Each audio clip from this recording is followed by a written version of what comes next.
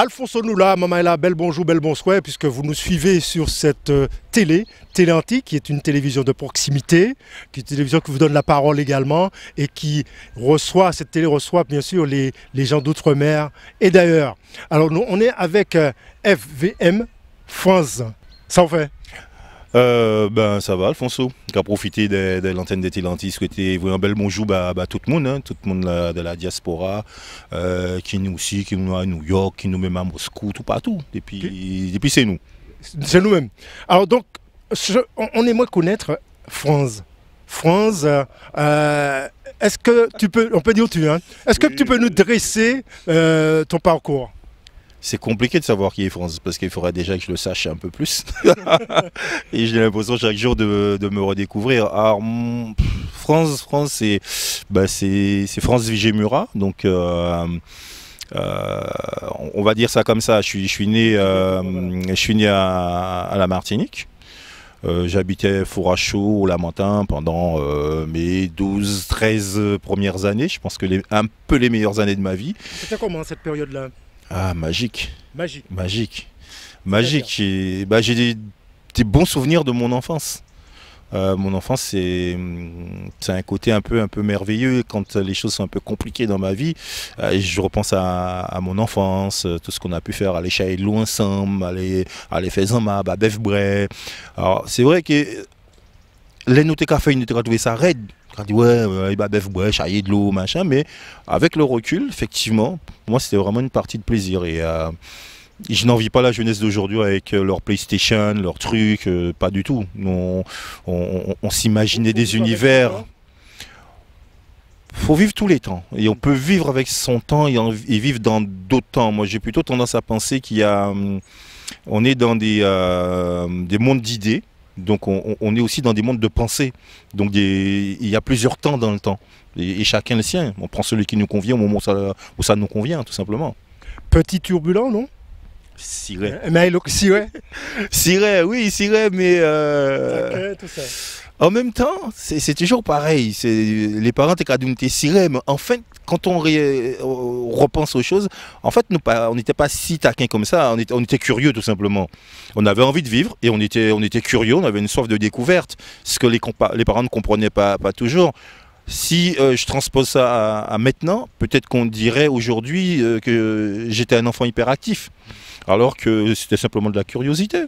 Voilà, ça sort de découverte. Tu as eu l'occasion peut-être de jouer au football, de créer par exemple des jeux d'antan? Quand on était petit, on créait nos jeux. On faisait nos petites voitures avec les capsules, voilà, on faisait des trucs avec les roues, on mettait 2 bâtons dedans avec un peu d'huile, un peu d'eau. Non, on créait vraiment nos jeux, on faisait nos cabanes, on faisait vraiment tout ça. Donc on créait vraiment nos jeux. Je trouve que les enfants d'avant, d'une certaine manière, hein, étaient plus créatifs. Maintenant, peut-être qu'ils le sont plus sur ordinateur, mais ça transparaît moins. Nous, on s'accaparait l'instant présent. Et on en faisait quelque chose de différent. Voilà, dans cette émission, on parle librement. Nous ne parlons pas créole, nous ne parlons pas français, nous ne parlons pas des langues. Ouais. Et les parents, ils étaient comment cette période-là, à la Martinique ou au Lamentin? Ouais. Et toi aussi? Tu étais comment avec tes parents?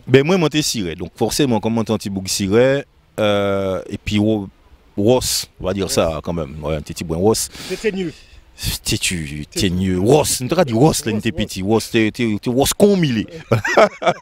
C'est ça, on t'a dit. Donc, la mère là, t'es raide. T'es très raide. Mais c'est vrai que, personnellement, moi, l'élevé sans papa. T'as pris de coups de bâton? On a dit coup de bâton en français, mais c'est coup de lion de Thomas. On prend un coup de lion de Thomas, on prend un coup de bâton, on prend un coup de cou, on prend un coup de soulier, on prend un coup de dent, on prend tout ça. Les mamans, puis ça y trouvait, hein, parce que voilà. Est-ce que c'était bénéfique? Ça t'a forgé, ça t'a appris pas mal de choses? C'est ça a double niveau. Je veux dire, c'est à double niveau. Je pense que si on partait prendre tout ça à coup.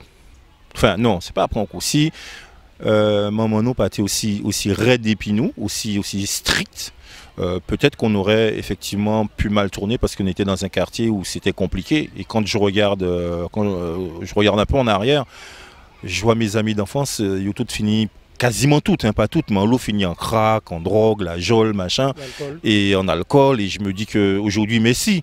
Après, c'est vrai que ma mère, elle a eu élevé 7 enfants quasiment seule. Avec beaucoup de garçons. Elle partait le matin très tôt pour aller. On était 7. 7 enfants. Donc elle était seule pour ça. Elle partait le matin très tôt aller travailler. À l'époque, quand ma mère était aux Antilles, c'est plutôt quand on y a coupé. Sans ma raison, on coupait ce con. Donc à 5h, 4h du matin, elle était partie. Elle rentrait fourbue. Donc quand c'est comme ça, la vie n'était pas simple et on n'a pas trop de temps à faire en psychologie. Hein. Tu ressors du boulot, tu es fatigué, tu es fourbu, paniquant. Donc c'est vrai, souvent ça passait par une volée, un calotte, une claque. Mais c'était une manière de te rappeler alors. Donc pour moi, c'était pas de la maltraitance, c'est un mode éducatif. Même si aujourd'hui, ce mode-là, il est dépassé. Je ne dirais pas qu'il est interdit, je dirais qu'il est dépassé parce qu'on a plus de temps aujourd'hui pour les enfants, parce qu'on connaît plus de choses, parce qu'on est plus à même aussi d'expliquer les choses différemment et de prendre ce temps-là pour dire les choses. Mais du temps de ma mère, on n'avait pas le temps, et puis c'était le mode éducatif du quartier, et en même temps, on était aussi éduqué par le quartier. C'est ça qu'en créole, c'était le voisin qui jetait un petit coup d'œil pour voir si tout ça se passe bien, et puis voilà. Absolument, c'est pour ça que les Italiens nous étaient élevés par les quartiers aussi, parce que voisins, tu as regardé ça au café. La caïnoune de Rapati, pas la clé par exemple. Pas connaître la clé en la porte, tu as poussé la porte là, il fait main. Et personne ne va voler personne. Et tout voisin, tu sais que aussi, yish, man tel. Donc, si tu as fait un bagage, tu dis dis-moi ça. Donc, tout de suite, ça mettait un cadre. Et ce qui a permis que finalement, les gens de cette époque-là n'ont pas si mal tourné que ça, hein, finalement, quand on regarde bien. Comment ça s'est passé le départ pour la France hexagonale, comme on dit? À 12 ans, je crois. 13 ans. 13 ans. C'était compliqué. C'est un truc qui est compliqué parce que moi, j'ai pas fait le choix de venir en France. Et je ne voulais pas venir en France. J'aimais bien mon enfance, mon univers, mes amis, j'avais mes repères. Et, il y a des gens qui aiment bien prendre l'avion. On va prendre l'avion, on est chouette, c'est magnifique.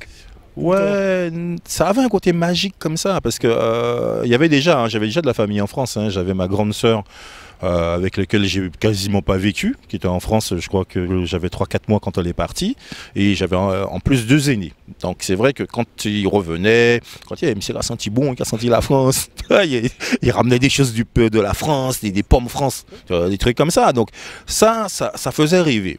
Mais dans le fond, j'avais pas envie de venir en France. J'avais aucun désir de quitter mon univers, ce que je connaissais, et ça a été assez compliqué dans les débuts de venir en France. Ça a été compliqué. Arrivé en France à l'âge de 13 ans, on prend les premiers coups de froid, la neige, on se dit, côté est là. Non, pour certains monde peut-être, hein, mais pas pour moi. J'ai passé mes premiers hivers assez facilement, sans manteau, souvent en chemise, en t-shirt ou avec un petit blouson. Ça non, j'ai pas souffert du froid. Ouais, c'était pas mon monde, tout simplement. C'était pas mon monde et j'avais pas fait ce choix-là. Moi, c'était compliqué de vivre ici. C'est vraiment quelque chose de compliqué. En plus, c'était l'entrée au collège, donc encore un nouveau changement. Tout ça, ça a été somme toute assez compliqué parce que autant moi t'es ciré aux Antilles, autant arriver ici, c'était pas la même, quoi. C'est pas la même bagaille là. Mais à l'école, t'as commencé dans quelle école? À Paris, c'était dans quelle ville, dans quelle banlieue? Oui, plutôt banlieue. Moi, je suis arrivé, j'ai fait une semaine même pas à Paris, dans le 20e, et après on est allé à Stein, dans le 93. Alors, bon, maintenant ceux qui connaissent Stein doivent se dire « Oh mon Dieu, quel enfer !» Mais bon, mais c'est vrai que pour être honnête, Stein n'était pas comme ça. Quand je suis arrivé à... Mais non, il faut que je te raconte quand même ça, parce que ça va vous faire penser, ça me fait penser à Wycliffe. Wycliffe, il disait quand il est arrivé à New York, il n'était même pas arrivé. Dans l'avion, il voyait des lumières partout. Il disait à sa maman, waouh, il y a des diamants partout. Ben, moi, je suis arrivé en France, nous sortis des bâtiments au lit, entre trois escaliers roulants, entre trois roulants, mais moi, escalier roulant, tapis roulant. Et ils m'ont dit, mais bon Dieu, mais la France est belle, même trottoir roulant. Parce que pour moi qui était sorti dans le quartier, était ni la boue tout le temps, les lapides étaient tombés, wash toute qualité. On dit, messieurs, au moins, ça c'est un bel bagage, puis moi, je ça encore. Et puis c'est après qu'on se rend compte que bah, finalement, la France, hein, qui ressemble tout pays qu'on pays, on s'y fait, on s'adapte. Mais à l'époque, c'était un quartier qui était agréable. J'ai retrouvé un peu le modèle des Antilles, c'était familial. Il y avait beaucoup de personnes qui... Il y avait de la mixité, il y avait une mixité sociale, il y avait des Portugais, il y avait des des Arabes, des Antillais, mais ça se questionnait pas trop comme ça. Les gens vivaient dans un immeuble, tout le monde connaissait tout le monde, se parlait, il y avait un gardien qui t'empêchait de marcher sur la pelouse, jouer au foot sur la pelouse, enfin, c'était assez là tu convivial. découvres aussi beaucoup des différents plats. Couscous, t'as qu'à Colombo, t'as qu'à machin, etc. Non, ça c'est pita. Ça c'est pita parce que quand tu es camarades de l'école, nous devons aller à l'école ensemble, nous devons aller à l'autre fait devoir, mais nous pas arrêter de manger. Ça qui surprend moi en France et qui montre une grande différence, c'est assez souvent, là, on va aller avec un camarade, on s'en va faire devoir ou bien on va aller jouer l'après-midi. Les manger arrivé, il faut rentrer la caillou. Hein. Et ça surprend moi parce que nous t'es marqué. Le goûter de 4 heures, le petit 4 heures du pays.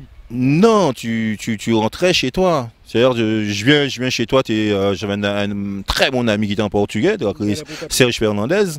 Eh bien, si là, il peut manger, lui-même, il faut rentrer parce qu'on va manger.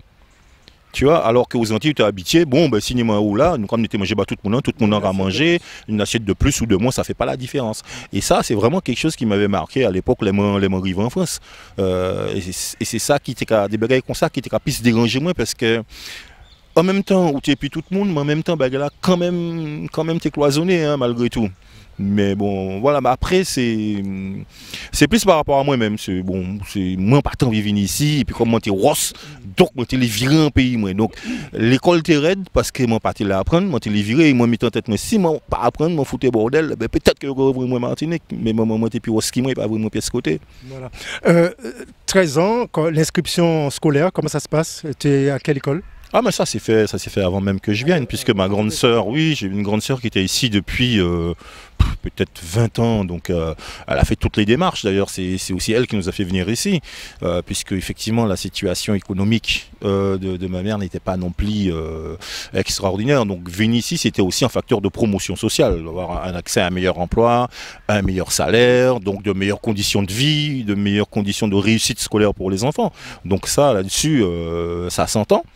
Et autant moi pas télévini, autant on me dit jour, mais si moi nous vini, parce que je pense que j'aurais pu mal finir hein, aux Antilles, ça t'est mal fini tout bonnement, et puis ça m'en fait ici, ils m'ont pas fait aux Antilles, puisque c'est aussi des mondes différents, hein. Là-bas ça a aussi un peu cloisonné, hein, d'une certaine manière.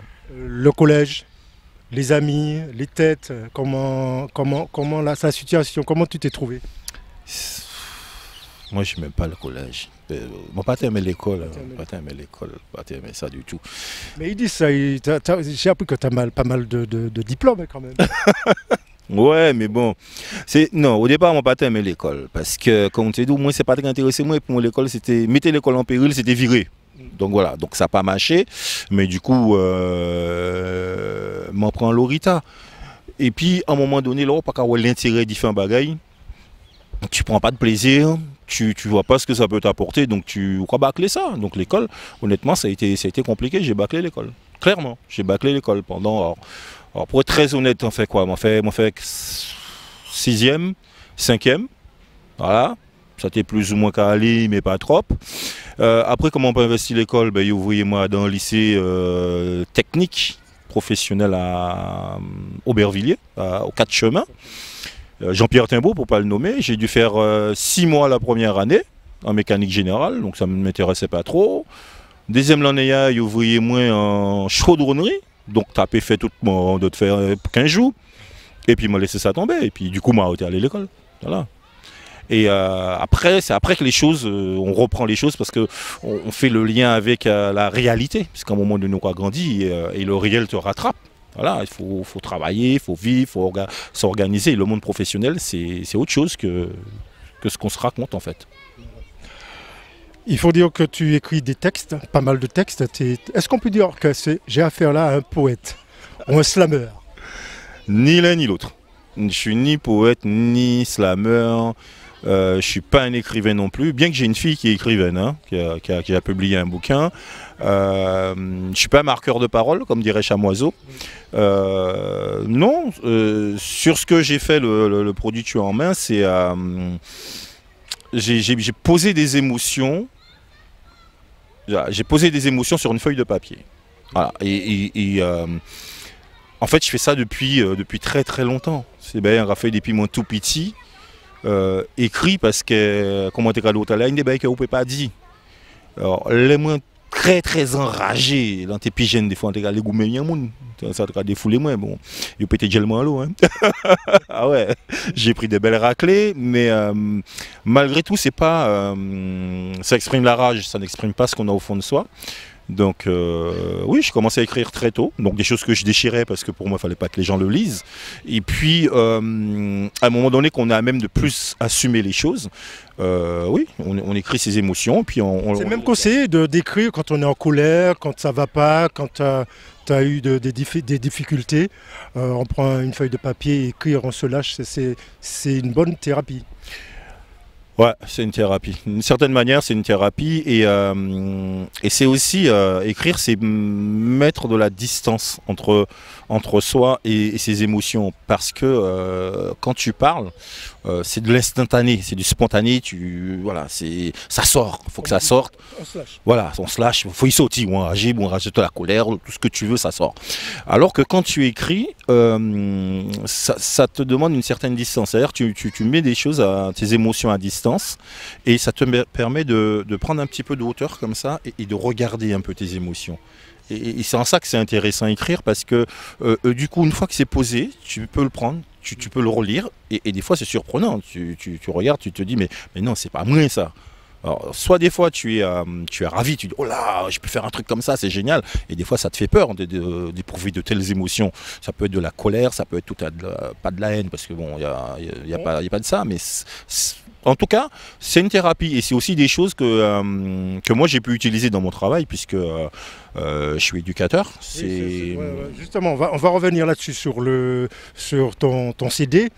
On a parlé de ton parcours, mais aussi tu mènes des combats aussi. Tu es également au collectif d'hommes aussi. Oui, je suis à la CGT collectif d'hommes, mais c'est une suite logique. Je trouve ça normal. Pour moi, il n'y a pas de vie sans combat. Alors, je sais bien qu'il y a des gens qui disent oui, mais des fois ça sert à rien de se battre, c'est perdu d'avance. C'est sûr, si on ne se bat pas, c'est perdu d'avance. On n'a aucune chance de gagner si on ne se bat pas. Mais la vie est un combat. Après, moi je me suis toujours battu dans ma vie. Même les moineaux m'ont goumé, puisque mon est troublé, il faut te réanimer moi, tu es presque mort, donc c'est un combat. Quel est le combat qui te tient à cœur? Ici en France métropolitaine, peut-être que tu n'aimes pas ce terme-là, les négropolitains. C'est comme ça on nous appelle. Tu as mis le doigt dessus. Non, pas des négropolitains. Ça veut dire quoi, négropolitain? Je ne sais pas ce que ça veut dire. Donne-moi ton explication. Moi, je suis martiniquais. D'une manière plus générale, je suis un caribéen. Et puis, moi, c'est un aigle, tout simplement. Alors, effectivement... Est-ce que tu es d'accord avec l'afro-caribéen? Je ne suis pas afro-caribéen, je suis caribéen, je suis martiniquais.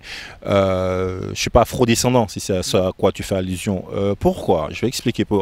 Et d'ailleurs, je suis en train d'écrire, pour le coup, pas une poésie, je suis en train d'écrire un bouquin là-dessus, un livre là-dessus. Je prends du temps parce que c'est compliqué, ça relève de l'identité. Ça relève de l'identité personnelle et ça relève de l'identité culturelle. Mais de ça, on peut se rapprocher des gens comme Glissant en parlait notamment, il parlait de racines multiples. Pourquoi on n'est pas des afro-descendants et ça n'a aucun sens. Les Américains l'utilisent beaucoup, mais ça n'a pas de sens. Parce que les Africains, de toutes sortes, ont mis les pieds aux Antilles il y a presque 600 ans. On est bien, il y a presque 600 ans. Et pendant ces 600 ans-là, il s'est passé quoi? Il y a eu toutes sortes de mélanges, africains entre africains, africains avec des blancs. On a fait venir des hindous de Calcutta et de Pondichéry qui se sont mélangés à ces gens-là. On a fait venir des... Ça parce qu'il y a eu, on parle de le bateau négrier, mais aussi après 1848, il y a eu encore ce même travail-là, mais autrement, qui est le bateau des Indiens de l'Inde. Oui, des hindous, des hindous de Pondichéry, des Calcutta qui étaient des comptoirs français. Et puis il y a eu aussi des Chinois, en tout cas pour la Martinique, qui sont venus de Canton. Et bien plus tard, presque un siècle après, il y a eu les Syriens. Et tous ces gens-là, pendant ces 600 ans, se sont extrêmement mélangés. Et donc, tu vois, moi je te parle, là, je m'appelle Vigée Murat, mais si mon arrière-grand-mère avait été reconnue par son grand-père qui était hindou, je me serais appelé Kachalkou. J'aurais eu un nom hindou. Donc, après tout ça, on voudrait me faire croire que je suis africain ou que je suis afro-descendant. Ça me mettrait en extériorité par rapport à ce que je suis d'une part, et d'autre part, ça voudrait dire que tous les apports que j'ai, génétiquement, culturellement, tous ces apports-là, je les mets de côté pour en choisir qu'un. Alors moi, je pars... Faire un travail d'ensemble, Bah, de toutes les communautés. Non, pour moi, c'est une seule communauté. Pour moi, c'est une seule. Je suis martiniquais, un nègre caribéen. C'est comme ça parce que c'est considéré où tu apprends en mixer. Dans mixer, on va mettre pommes, on va mettre oranges, on va mettre ananas, on va mettre citron, on va mettre tout ça. On va mixer. Et puis, il y a un J.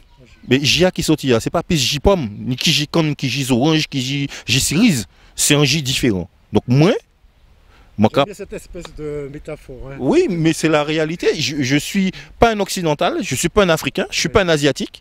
Je suis quelque chose, quelqu'un ou un être humain qui a toutes ces composantes-là, avec leurs défauts évidemment aussi, hein, qui a toutes ces composantes-là en une seule et même personne. Donc c'est moi, le Caribéen. Et en ça, je suis unique parce que nous sommes le seul peuple à avoir ces caractéristiques-là. On va revenir sur la question concernant les Afro-Caribéens. Et puis, deuxième question, quels sont les combats qui te tiennent à cœur?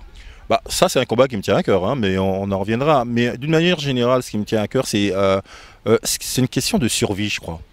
C'est la survie parce que je crois qu'il y a une chose que nos ancêtres nous ont apportée pendant tous ces siècles de combat, tous ces siècles où ils ont subi les choses.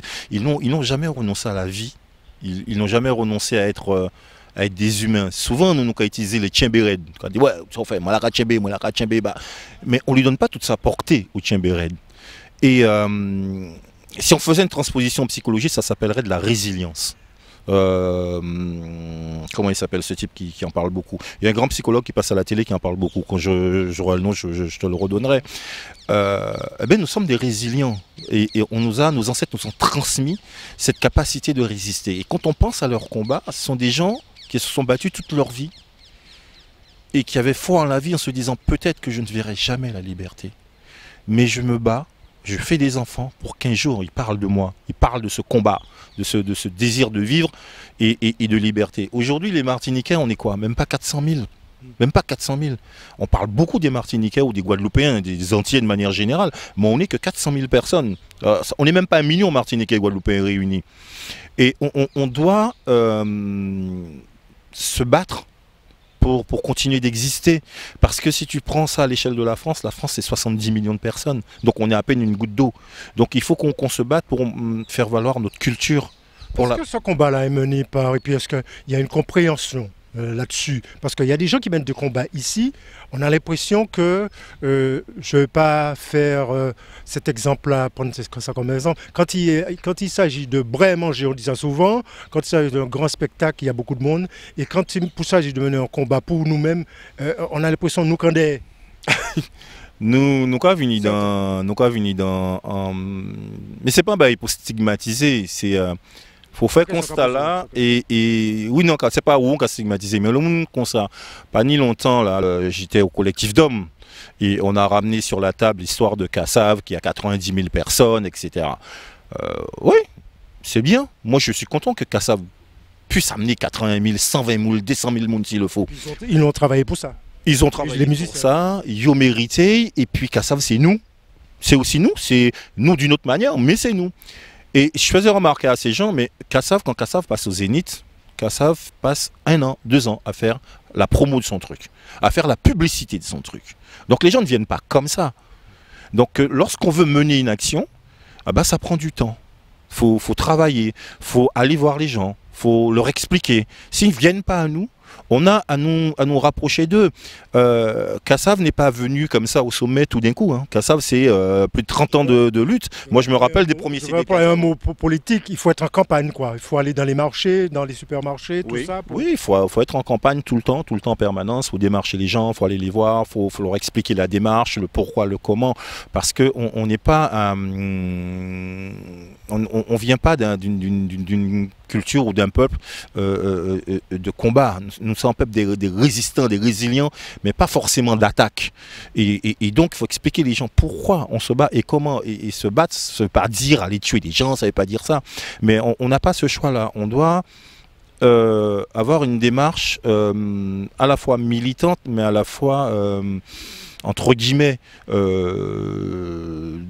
pédagogique. On doit faire de la pédagogie envers nos frères et sœurs et surtout envers la jeune génération. Nous avons des choses à leur transmettre. Parce que ce qui, moi, me tue, c'est pour ça que je me bats aussi, hein, c'est aussi pour cette génération-là, parce qu'on m'a transmis des choses. Il faut que je les transmette parce que je veux que ma culture existe après moi. Je veux qu'il y ait quelque chose après moi. Parce que quand tu regardes bien, si on fait la télé il n'y a pas longtemps, il y a ce jeune Martiniquais qui a commis cet acte qu'on a du mal à comprendre. Mais il y a plus longtemps de ça, il y a 11 Martiniquais qui sont allés se faire exploser en Syrie. Mais on peut se poser la question du pourquoi. Qu'est-ce qu'un jeune qui quitte la Martinique a à faire avec la Syrie, a à faire à Daesh? Ben, je pense que c'est parce que... C'est dur quoi, à ton avis? Moi, mon avis, hein, le mien. Après, je suis pas psy, je suis pas sociologue. Il y en a qui pourront expliquer ça mieux. Mais je pense qu'en quelque part, on a raté quelque chose envers nos générations et on les fait plus rêver. On les fait plus rêver. On leur donne pas envie. Donc, ils vont chercher du rêve ailleurs. Ils vont chercher de l'envie, du merveilleux ailleurs. Et quand tu es jeune et tu rencontres quelqu'un qui te dit mais non, toi tu filmes du shit en bas de ton bâtiment, mais c'est pas ça ton destin. Tu as un grand destin, tu as l'étoffe d'un héros. Ça fait longtemps qu'on attend quelqu'un comme toi. Tu es l'élu. Il faut mettre nos jeunes en valeur, c'est ce que vous voulez dire. Il faut mettre notre culture en valeur, il faut mettre nos jeunes en valeur, il faut leur transmettre tout un tas de choses qui leur donnent envie et qui leur donnent envie aussi de créer, mais de créer dans leur culture, dans leur communauté. Après, ça ne veut pas dire qu'il faut être fermé. Moi, je ne suis pas pour les cultures fermées. Je suis pour que ça navigue, ça aille, ça vient. De toute façon, quand on regarde la culture... Le partage des cultures également. C'est le partage des cultures, mais sans se perdre. Tu vois, on est dans un parc, regarde la hauteur des arbres. Yo! Je signale aux téléspectateurs que c'est lui qui a choisi ce parc-là. Oui, pourquoi la butte Chaumont? Parce que tu as eu l'occasion de visiter ce parc entre le déjeuner, tout ça, le souper. Pas le souper.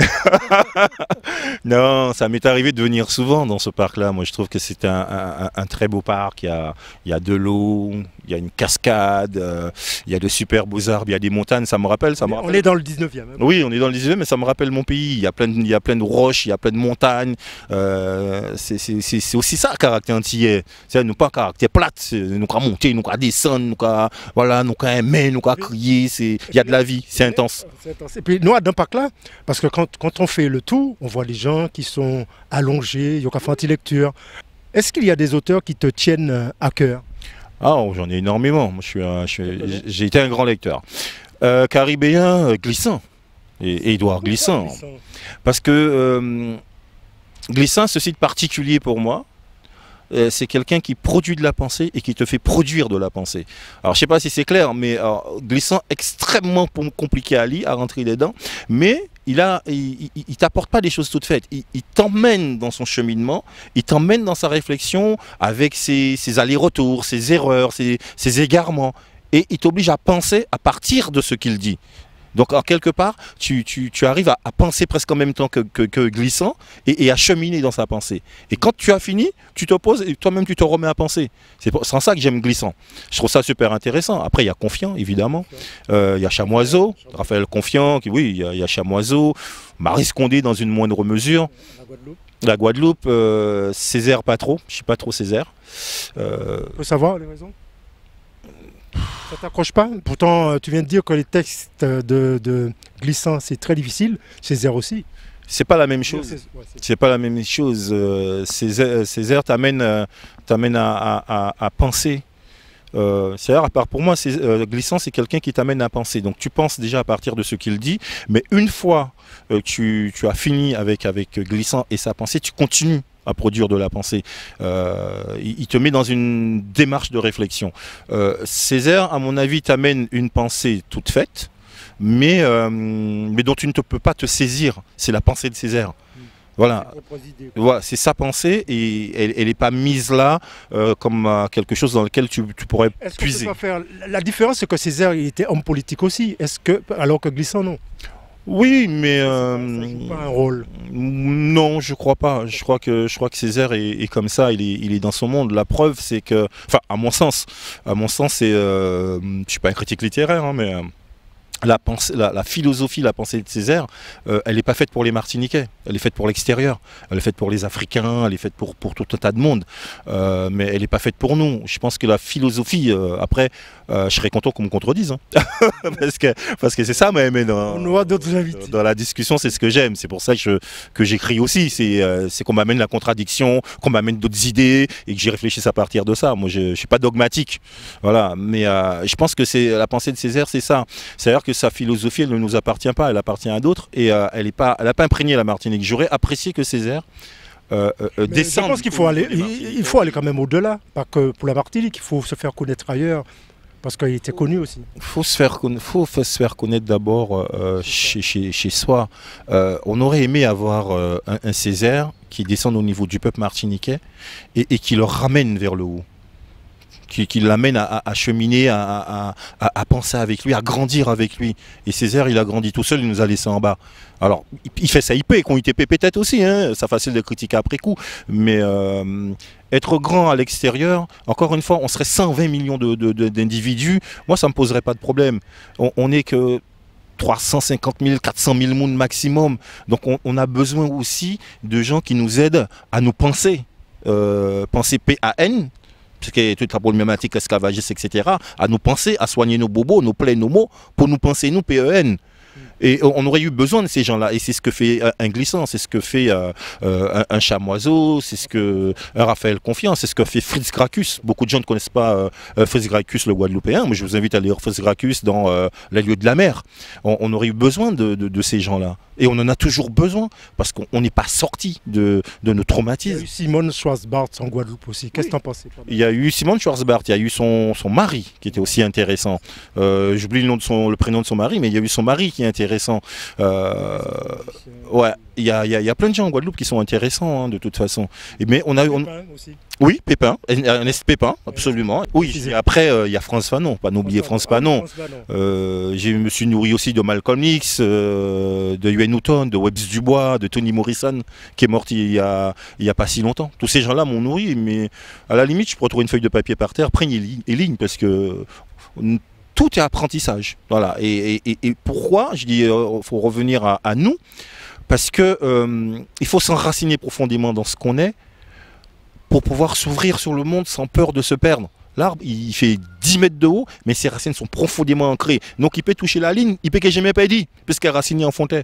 Ils savent qu'il s'est fondé. Il faut nous Caribéens, connaître fondation, nous, pour nous pas perdre nous. Et c'est pour ça que ces nous les faire sauter. C'est parce qu'ils patinent ces fondations là. Donc il y a les perdre dans les rêves des autres. On peut rêver avec les autres.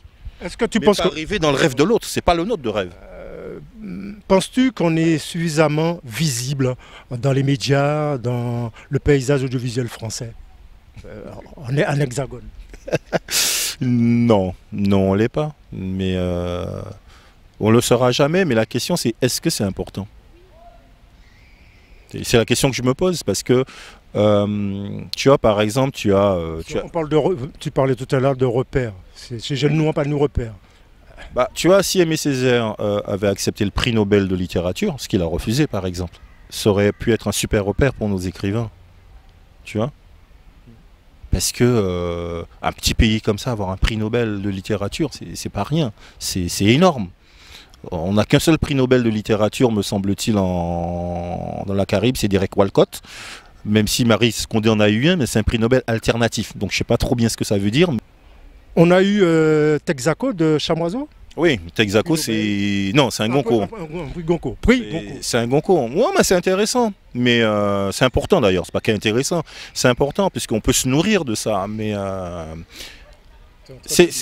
oui, absolument. Très beau roman sociologique. Puisque Texaco...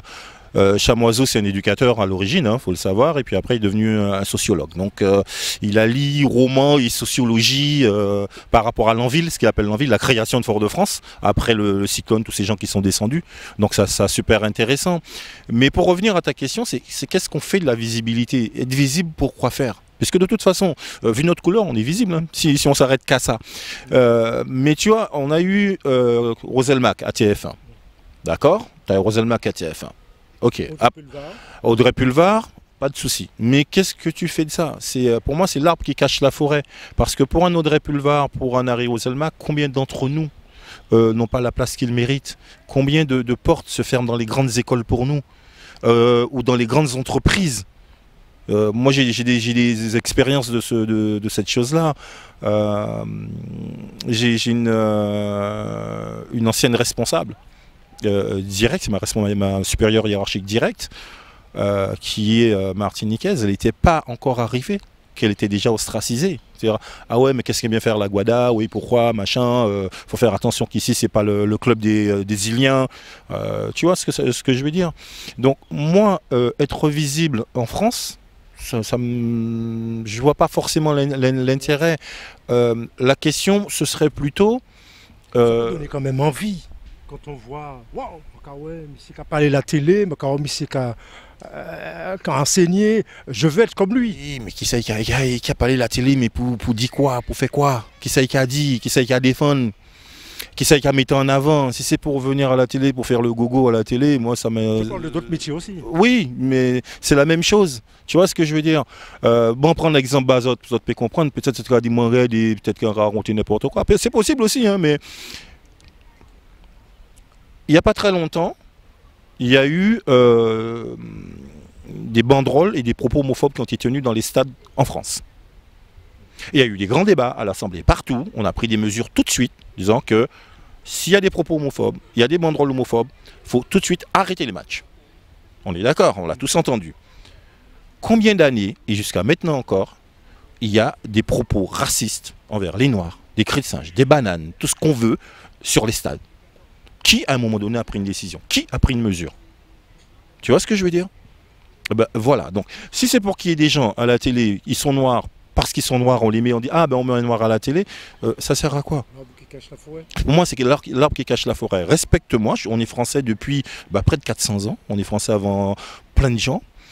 C'est quel français on est, comment on veut prendre notre place et comment on nous la donne. Mais à un moment donné, si on ne nous la donne pas, il faut peut-être qu'on la prenne cette place-là, parce que légitimement, soit on est français et on a une place et on s'accorde cette place-là parce qu'on la prend, parce qu'on met les choses en place pour la prendre, soit on se détache de la France, on dit écoutez, ben voilà, le constat est fait, qu'effectivement on ne sera jamais des Français, donc à un moment donné, il faut en tirer les leçons. Mais de ce qui est clair, c'est qu'on ne sera jamais des Français comme tous les autres Français. Ça, c'est une certitude. Et tous les jours, la vie nous le démontre. Parce que c'est un éternel combat. La vie nous le démontre tous les jours. Les gens qui disent qu'il ne faut pas se battre, je ne suis pas d'accord avec eux. Les gens qui disent qu'ils ne peuvent pas faire de la politique, je ne suis pas d'accord avec eux. Parce que le fait d'être l'antillais que je suis, le martiniquais que je suis, vient d'un projet politique et économique. C'est un projet politique et économique qui a amené la traite négrière. Donc c'est politique. Aujourd'hui, à l'Assemblée, il y a des gens qui sont tendus par rapport au chlordécone. Mais si on était des Corses, le problème du chlordécone se serait posé. D'ailleurs, est-ce qu'il s'est posé en Corse? Non. Il ne s'est pas posé à Nice, il ne s'est pas posé en Auvergne. Il ne s'est pas posé sur le territoire hexagonal, comme on a tendance à le dire.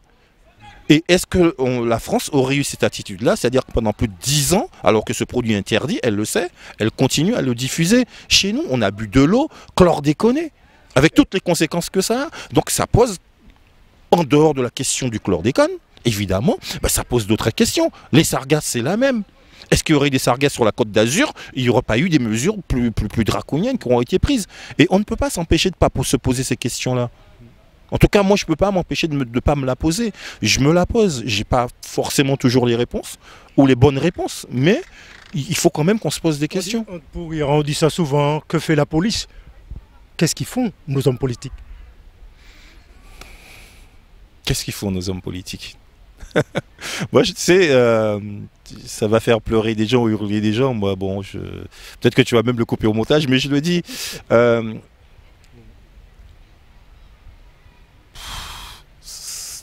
y a des gens qui sont encore à acheter. Oui, de nos hommes politiques, oui. Beaucoup de nos hommes politiques. Parce qu'ils ne font pas leur travail, mais on ne les amène pas à faire leur travail non plus. Et puis, il n'y a personne derrière de toute façon. Je crois que l'État français ou les politiques français ont compris comment... D'ailleurs, c'est eux qui nous ont fabriqués. C'était leur projet, donc ils savent comment on fonctionne. Et ils savent bien qu'à un certain moment, en proposant un petit poste par-ci, par-là, on peut arriver à contourner les choses. Quand tu regardes bien, qu'est-ce qui se passe? Les nous contents, bah, nous avons fait un zouk. Les nous moins contents, nous avons fait un zouk. Et puis nous pas contents du tout, nous avons fait un zouk aussi. Et ils ont compris comment ça marche. On est toujours resté dans cet esprit de fête, de festivité, de festoyer comme on dit tout le temps. Et il n'y a pas que ça. Il faut se battre. Je sais pas si c'est ça, mais c'est le constat que je fais. On parlait de Kassav, bah, lui qui a chanté ses seuls médicaments non c'est Zouk là, mais ouais, peut-être. Parce qu'au bout d'un moment, ouais, ça te défoule, mais qui c'est qui a géré comme maladie? Ça guérit le vague à l'âme. Pourtant, on a plein de choses. Par exemple, on parle de pharmacopée, on a des plantes médicinales, on a plein de choses là-bas. Il n'y a pas que le zouk, hein. On peut se guérir avec d'autres médicaments. Hein. Faut pas se baser là-dessus. Quand même, on a une tête, nous y a l'esprit qui sera passé d'ici. Non, mais c'est un peu. Quand l'esprit corps qui met le corps. Quand je dis ça, c'est un peu de la caricature. En même temps, je plaisante un peu à demi. C'est toujours à demi. Hein. Faut pas tout prendre au pied de la lettre. Non, on a plein. En réalité, et c'est pour ça que ça me tient à cœur d'écrire là-dessus. Et même si j'écris peut-être ce que d'autres ont déjà écrit, tant mieux, parce que ou tant pis, j'en sais rien, mais il faut dire les choses. Faut nous vraiment prendre conscience des sanouillés et ça qu'a fait des nous sanouillés. Là, nous bien garder. Quand on regarde bien, on est, nous, les Antillais, quelque chose d'unique. Nous, c'est un peuple unique. Puis aucun peuple n'est passé par là où on est passé pour en être là aujourd'hui.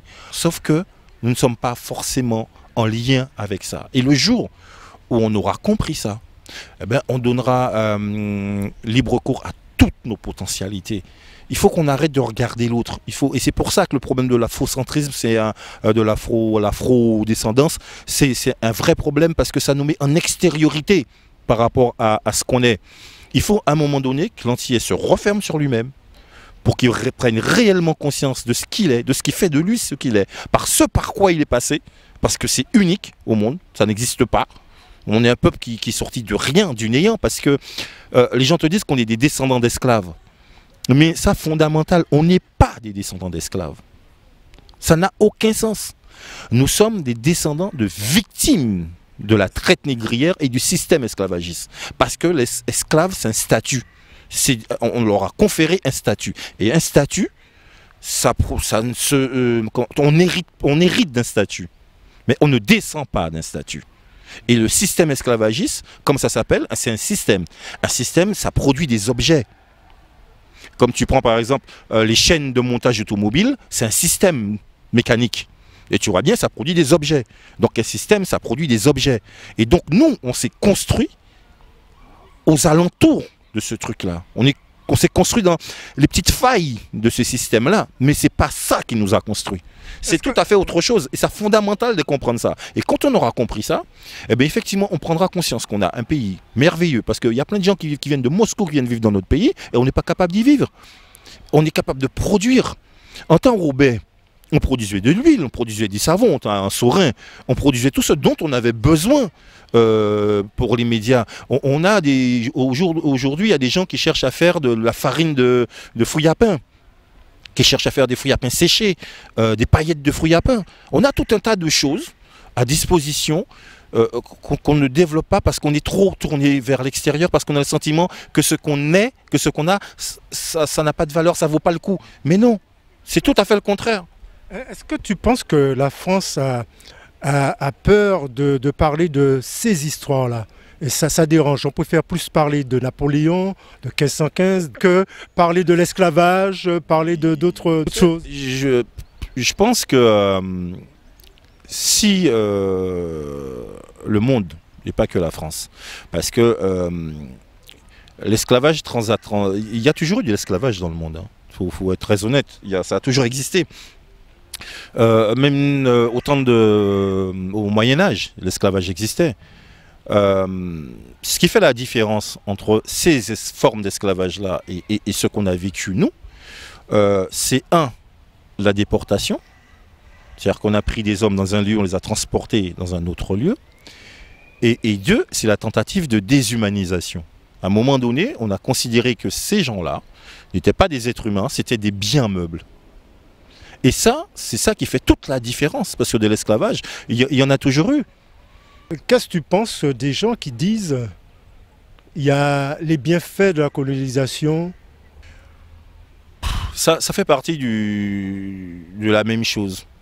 Et c'est pour ça que je parlais du monde tout à l'heure, parce que si le monde entier avait pris conscience, et nous-mêmes d'ailleurs, de ce que nous avions subi, mais il y a plein de génocides qui n'auraient pas eu lieu. Je ne suis pas persuadé que si on avait apporté toute l'attention à la déportation des Noirs, au système esclavagiste, que certains génocides, comme celui du Rwanda, comme ce qui est arrivé aux Juifs, auraient eu lieu parce qu'on aurait tiré réellement des leçons de ça.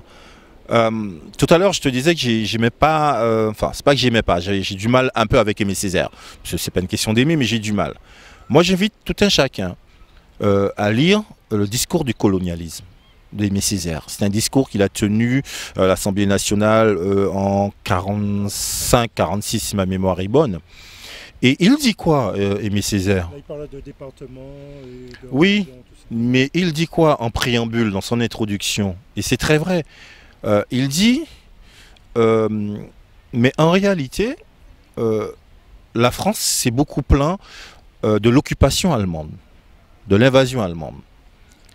Mais il dit en fait, les Allemands, qu'est-ce qu'ils ont fait? Ils n'ont rien fait d'autre que d'appliquer ce que vous, les Occidentaux, vous avez toujours appliqué aux peuples, aux autres peuples non occidentaux que vous avez colonisés.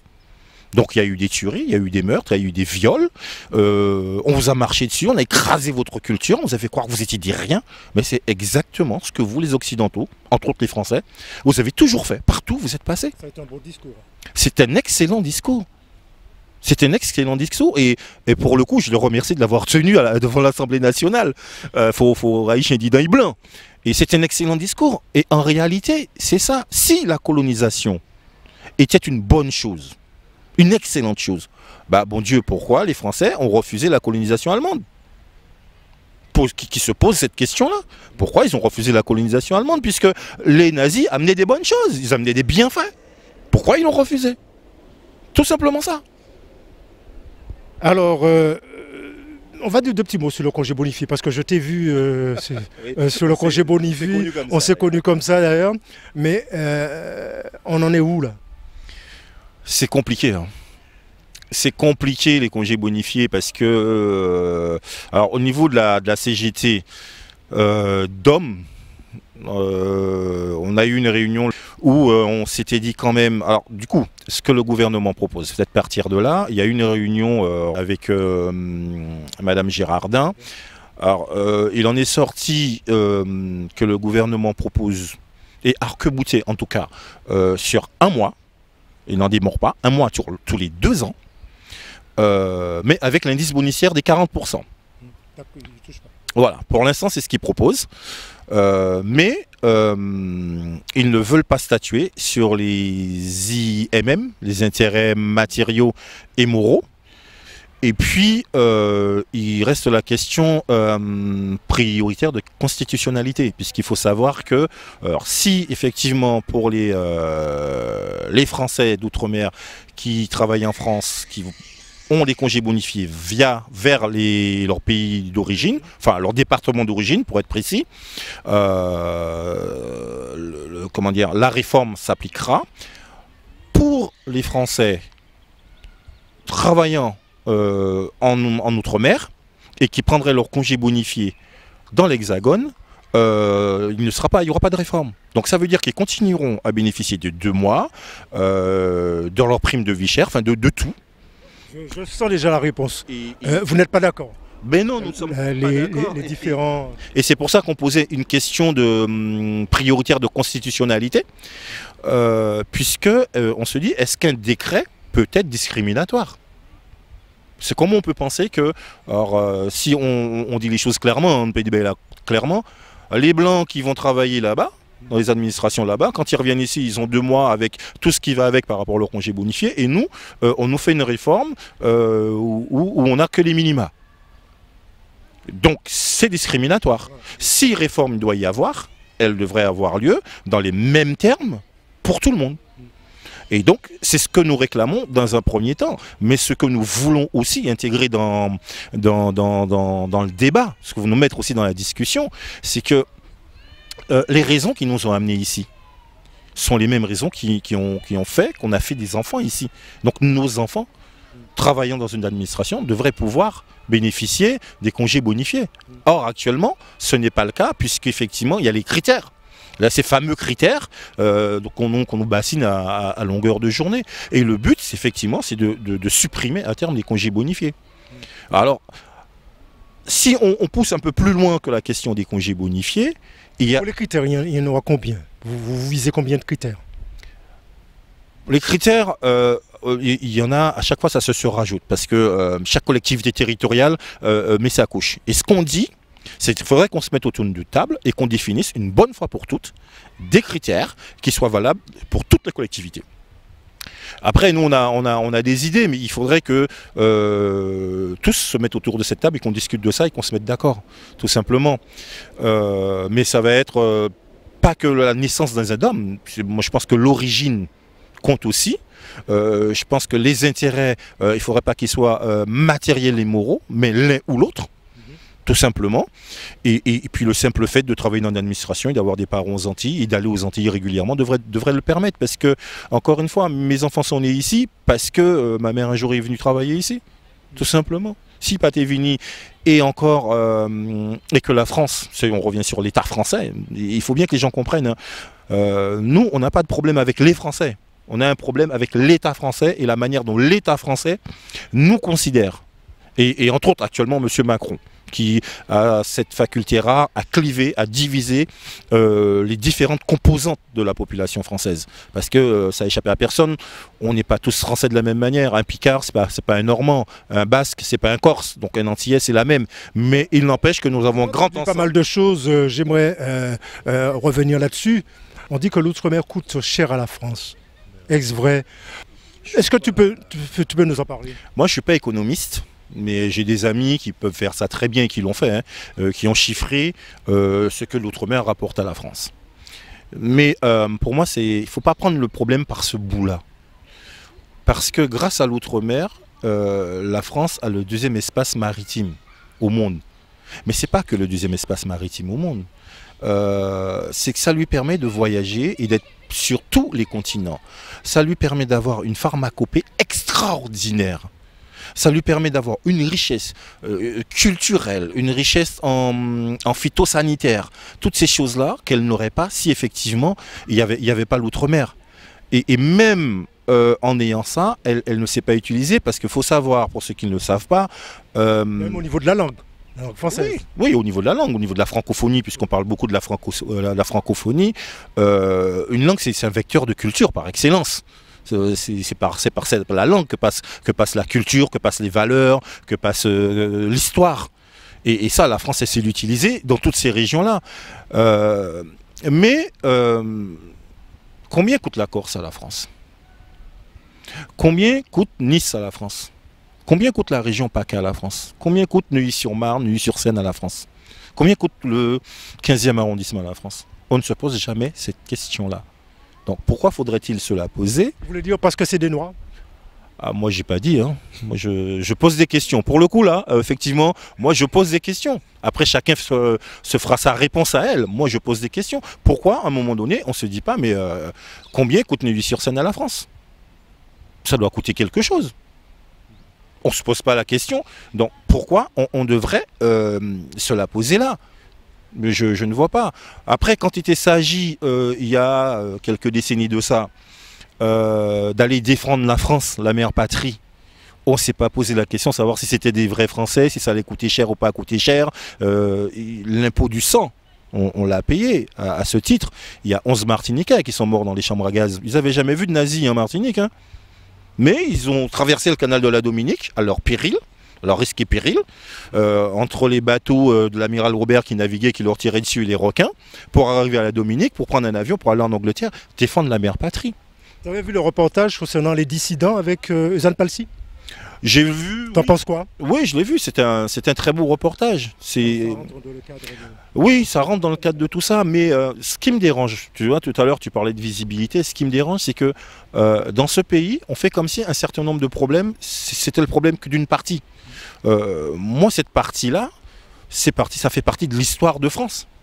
Donc c'est pas que moi ça concerne toute la France. C'est comme lorsqu'on te parle du racisme. Le racisme ne devrait concerner que les Noirs. Mais non, le racisme concerne d'abord les Blancs, c'est eux les racistes. C'est d'abord eux les racistes. Donc c'est eux qui devraient être concernés par ça d'abord. Enfin quand je dis les Blancs, pas tous les Blancs, hein, mais on est bien d'accord. Mais, mais ça devrait les concerner eux. Pourquoi ce serait ceux qui subissent que ça devrait concerner? C'est les victimes qui sont concernées. Et les coupables. Et ceux qui mettent en œuvre. Pourquoi ne seraient-ils pas concernés? Parce que quand on pose la question de combien coûtent les Outre-mer à la France, c'est aussi poser un problème de discrimination. Quand ce monsieur a tué ses 4 collègues à la préfecture et on te dit mais c'est un Français d'origine martiniquaise, c'est poser un problème de discrimination, qu'on le veuille ou non. Puisqu'il serait Picard, on ne t'aura pas dit oui le monsieur Picard ou le monsieur qui est né à Neuilly a tué 4 personnes. On t'aura dit un Français ou un homme a tué 4 personnes. Donc tu vois, il y a toujours... Après on pourra toujours dire qu'on est parano, mais il y a toujours quelque chose derrière qui nous fait penser que... Mais c'est aussi à nos autres compatriotes de se poser des questions. Dire, mais c'est qui ces gens? Qu'est-ce qu'ils vivent? Comment ils vivent? Parce que moi, je suis persuadé que on n'est pas dans la même réalité. Moi, ce que je vis en France, que ce soit dans la rue, que ce soit mon travail, n'est pas la même que mon collègue qui est dans le bureau même, qui est à côté de moi. On ne vit pas dans la même réalité. Parce que on ne vit pas les mêmes choses en fait. Donc il faut arrêter de se poser les questions de cette manière-là et il faut arrêter que nous, on en fasse écho. Parce que si c'est ça la question, encore une fois, ça revient à dire, ah bah, sommes-nous français ou ne le sommes-nous pas? Ou quel type de français sommes-nous? Et si nous sommes des français de manière spécifique, il va falloir aussi qu'on agisse de manière spécifique. Les congés bonifiés, c'est quelque chose. Hein. Ça a fait couler beaucoup de salive, beaucoup d'encre. Et marcher aussi, hein, pour certaines personnes. Peut-être qu'il y a d'autres choses à ajouter, Franz. Oui, il faut dire qu'on n'a pas fini de marcher. Hein. Et ça fera couler beaucoup d'encre pour peu de choses parce que ça ne coûte pas si cher que ça à l'État, c'est pas vrai. On va faire un courrier à tous nos élus, à tous les députés, à tous les maires, à vraiment tous les élus. Pour les départements également. Les départements, tous. Parce qu'on pense qu'ils ne peuvent pas... Oui. Je précise parce que Martinique... Oui, Martinique, Guadeloupe, mais même aux élus de France, hein, aux députés, parce que dans ma région j'ai un député, donc pourquoi je n'interpellerai pas par rapport à ça? Donc, encore une fois, l'idée c'est que quand il y a un problème dans ce pays, ça ne concerne pas uniquement ceux qui sont au cœur du problème, ça concerne tout le monde. Et quand on prive quelqu'un de ses droits, en réalité on prive tout le monde de ses droits, parce que le prochain ça peut être toi. Donc il y a un intérêt aussi à informer les gens de ce qui se passe. Comme ça, il ne peut pas dire qu'ils nous pâtent ça. On va aussi mettre l'accent qu'on va interpeller les élus de l'outre-mer sur l'intérêt d'un point de vue économique des congés bonifiés. Parce que, on le sait tous, sur juillet-août, dans la plupart des villes, en tout cas pour la Martinique et la Guadeloupe, la population double, triple sur ces périodes-là, où il n'y a pas une voiture à louer. Les chambres d'hôtel sont prises d'assaut et ça a un vrai impact économique et un vrai bonus pour ces départements, pour ces villes-là. Et il faut qu'ils en soient conscients et donc qu'ils interviennent auprès du gouvernement pour leur faire comprendre que oui, il y a peut-être à réformer, mais pas dans ce sens-là. Parce que dans le fond, nous ne sommes pas contre une réforme, mais on ne veut pas de celle-là. On veut qu'on s'assoie autour d'une table, parce que ce qu'il faut savoir, c'est que nous, on n'avait rien demandé. On nous propose une réforme, mais avec une réforme à minima. Et quand on réforme les choses, c'est pour qu'il y ait du mieux. Et là, le mieux, on ne le voit pas. Parce que ce qu'il faut se dire aussi, c'est que si on vous met un mois de congé tous les 2 ans, si vous mettez ça sur 6 ans, à l'heure actuelle, avec un congé bonifié tous les 3 ans de 2 mois, vous partez 4 mois. Sur 6 ans, avec un congé bonifié tous les 2 ans, 1 mois, vous partez que 3 mois. Donc quel est l'intérêt? Pour nous en tout cas. Donc on va aller là-dedans, en interpellant les élus. On a eu le CREFORM qui a pris contact aussi avec les différents syndicats. Le CREFORM, c'est le Conseil représentatif des Français de l'Outre-mer qui est présidé actuellement par M. Daniel Dalin. Qui est passé sur notre antenne. Voilà, bah, tu me l'apprends. Mais bon, Daniel, c'est... je l'appelle Daniel parce qu'on se connaît. Hein. C'est un habitué des médias. Mais en tout cas... il semble vouloir s'emparer du problème également, et moi je trouve ça plutôt bien parce que le congé bonifié c'est l'affaire de tous les Antillais, parce que aucun Antillais qui dit ah ouais mais moi pas ni congé bonifié donc moi pas ni à foutre de congé bonifié, ça n'a pas intéressé moi parce qu'on pas dans la fonction. En plus qu'on a de la famille, on a un membre d'un frère qui est en congé bonifié, on a une soeur qui travaille je sais pas dans le privé, d'un cousin, c'est le combat, c'est le même combat. C'est le combat de tous et c'est le même combat parce qu'effectivement comme tu le dis on a toujours un membre de notre famille qui travaille dans une administration quelque part. Et là, il partit, il mène un bouteillon, un fruit à pain, il boit des nouvelles fraîches de la famille, ou bien content. Donc s'il pas tenu congé bonifié, il pas comme ça, Alfonso, on a posé une question, il a dit Alfonso, nous pas partir en vacances, nous pas faire touriste là-bas, nous pas aller, on part voir, visiter et rendre visite à nos familles. On part voir nos familles là-bas. Mais c'est très vrai, on n'est pas, tu vas faire du tourisme en Allemagne, en Chine, en Pologne. Les congés bonifiés, ça te permet de rentrer chez toi, de voir ta famille, de te ressourcer. Parce que qu'on le veuille ou non, alors peut-être pour nos compatriotes nés ici, les blancs, on va dire ça comme ça, ou caucasiens pour faire politiquement correct, peut-être ça transparaît pas, mais... être à 8000 km de chez soi, c'est un exil. De toute façon, on ne choisit pas de s'exiler. Si on avait le choix, on serait resté chez soi. Et ce n'est pas la même chose que d'habiter à la Martinique à 8000 km que d'habiter Bordeaux ou que d'habiter Perpignan. Tu prends un train, tu es à Perpignan ce soir, tu es à Bordeaux. Donc tu as cette possibilité. Ça m'amène à poser la même... il y a des gens qui disent aussi, dans l'administration, ouais, mais Alfonso... J'habite en Bretagne, j'ai pas droit au congé bonifié. J'habite, je sais pas moi, en fin fond de la France, j'ai pas mon congé bonifié et vous avez le congé bonifié. Qu'est-ce que tu as répondu à cela? Bah, ils sont pas dans la même configuration que nous. Mais m'en répondu, enfin, sans te couper la parole, Zorka prend train, nous ne peut pas prendre train tous les jours. Il y a ça. Et le week-end. Il y a que ils peuvent prendre train, c'est plus court, ils peuvent prendre la voiture, ça va plus vite. Mais il y a aussi, dans la plupart des entreprises, et je crois que ça existe toujours, mais à vérifier, la possibilité d'avoir 50% de réduction sur les trains, sur les trajets. En tout cas, dans la fonction publique, ça a existé longtemps. La RATP SNCF, il y avait 50% du trajet qui était pris en charge par les entreprises. Alors que nous, on n'a pas ça. Et c'était le 50% du billet de train qui était pris en compte. Nous, on n'a pas de train pour nous emmener chez nous. Donc, on ne peut pas comparer ce qui n'est pas comparable. Si les congés bonifiés existent, et rappelons encore une fois, il faut bien que les gens comprennent ça, le congé bonifié n'a pas été créé pour les ultramarins. Il faut bien comprendre ça, c'est important de dire aux gens ça. Le gouvernement ne s'est pas dit, ben tiens, il y a des ultramarins qu'on a fait venir ici via le Bibidome, etc., après la guerre, pour travailler dans les postes, dans les hôpitaux, etc. Parce qu'à l'époque, on prenait le bateau. C'est parce qu'à l'époque, on prenait le bateau, et c'est parce que aussi l'État a fait venir ces gens-là ici, faire occuper des postes que le Français lambda ne voulait pas faire.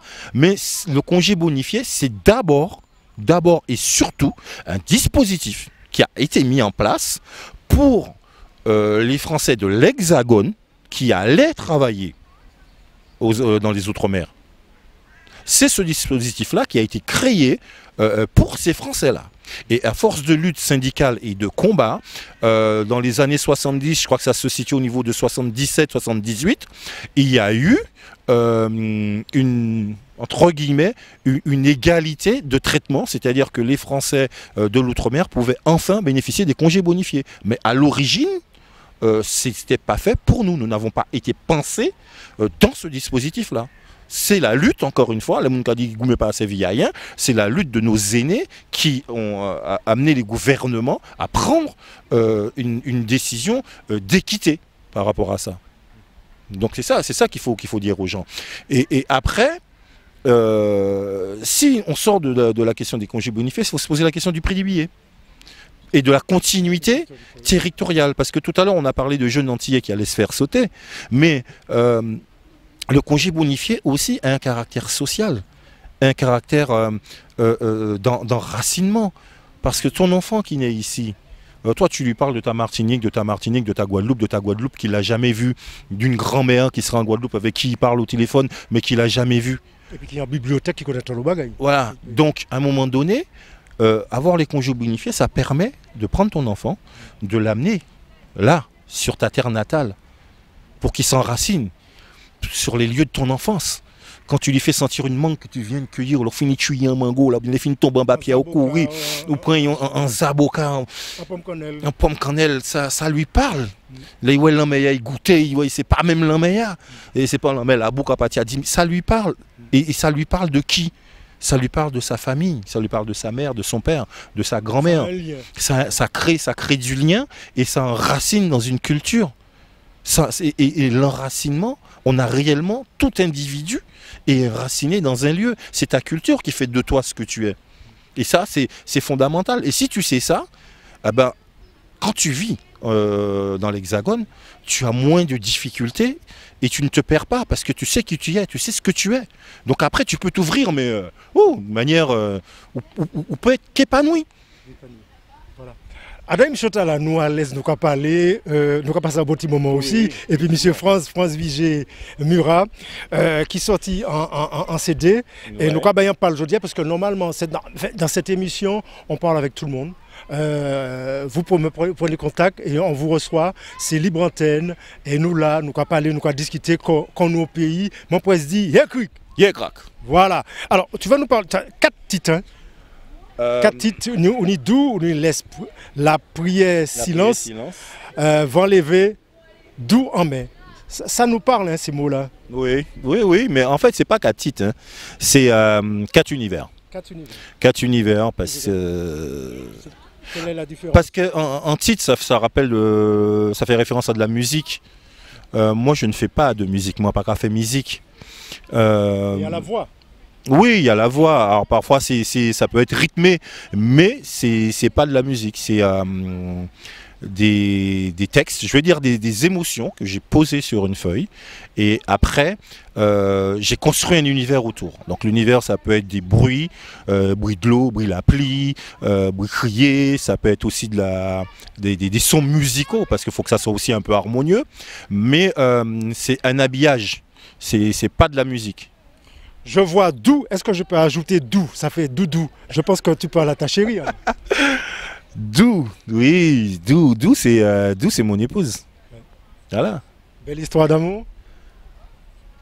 C'est la moitié. C'est la moitié. Non, c'est la moitié de moi, donc c'est pour ça que je l'appelle Dou. Parce que moi je suis l'autre Dou. Voilà, c'est la moitié. On disait la femme, elle est antillaise. Oui, ma femme elle est guadeloupéenne, ouais. Mais bon, je sais pas s'il faut en dire quelque chose. Oui, elle est guadeloupéenne. Non, je veux dire que je pensais que tu allais dire qu'elle est là, elle me soutient. Bah, je t'ai dit tout à l'heure, c'est important. On avait deux doux qui faisaient un doudou. Oui. Donc, ouais, ma femme elle me rend meilleur. Ah, ça t'arrive d'être en colère? Ouais, mon petit Seigneur, Sainte Vierge Marie, en l'eau. Donc elle apaise. Elle m'apaise, mais elle me met en colère aussi parfois. Mais parce qu'elle a ça, mais elle m'a rendu meilleur, beaucoup meilleur. Puis c'est quelqu'un qui te voit des fois comme toi tu peux pas te voir. Comme toi, tu ne te serais pas imaginé. Donc, là où l'aide, il y a de belle, mais au belle, on ne peut pas imaginer comment il y a au belle. Et au fort aussi, là, des fois, on affaibli, il y a de. Et non, au fort, on ne peut pas. Voilà, donc du coup, c'est quelqu'un qui te porte, qui t'amène à être meilleur. Moi, en tout cas, ma femme. Est-ce que tu aimes ce terme-là, la femme antillaise, la femme potomitan? Non, j'aime pas ce terme-là. J'aime pas ce terme-là parce qu'on met beaucoup de choses derrière. La femme antillaise, elle est importante. Je peux pas dire le contraire, parce que c'est ma mère qui m'a élevé. J'ai été élevé que par ma mère. Mais derrière la femme potomitan, il y a quelque chose que j'apprécie moins. c'est la non-remise en question. Parce que ça voudrait dire que c'est la femme potomitan, c'est la femme solidaire, c'est la femme qui fait tout, grand, machin, nanan. Et puis parce qu'elle nomme ceci, nomme cela, mais qui fait les enfants? Qui élève les enfants? C'est la femme. Tout simplement. Donc elle est importante, mais elle a aussi une responsabilité dans ce qu'est l'homme aussi. Donc il faut être capable d'assumer les deux, mais parce que souvent il y a ce côté un peu victimaire de la femme antillaise auquel je n'adhère pas. Voilà. Mais les femmes antillaises sont fortes. Il faut que les joke. Je sais pas joke, mais il est fort en tout cas. Il est fort, il est grand, il est belle. Ça ne veut pas dire que les autres madame des autres pas belles, hein. Mais moi je suis anti-personne, je suis pro-moi. Donc en tant que pro-moi, je sais que c'est à nous en belle. Et il faut. Donc il faut nous valoriser. Voilà. En jardin créole, moi, des petits fleurs l'amour, moi, si, mais tous les jours, on carousé et puis l'eau chagrin, la peine, moi, là, pas là. En jardin, l'amour, moi, des petits fleurs belles, qu'on l'a au Caribe, moi. Tous les jours, on carousé et puis l'eau chagrin, la peine, moi. En jardin créole, moi, anti-fleur l'espoir qu'a poussé. Il n'y a un bon petit l'odeur qui a fait moi songer comment moi aimer. En jardin, là, moi, anti-grand l'espoir, moi, si, mais. Il y a voyé des belles fleurs couler chez le pays. Tous les beaux matins, des petits oiseaux qui viennent chanter. Tout l'amour chez moi qui a ressenti bas. En jardin, là, moi, des petits fleurs là, mon qui a poussé. Tous les jours, un bel petit vent qui a venu jouer dans ces pétales-là pour chanter un petit mélodie qui a dit pour hier, pour demain, mais encore, moi mais pour longtemps. La prière silence. Ah, la prière silence. La prière silence, c'est tout ça, ouais. Où tu es envie dit, où tu es ni à dit, soit pas ça dit, ou soit pas qu'à oser dire parce qu'il y a trop de profondeur parfois, c'est trop de mise à nu.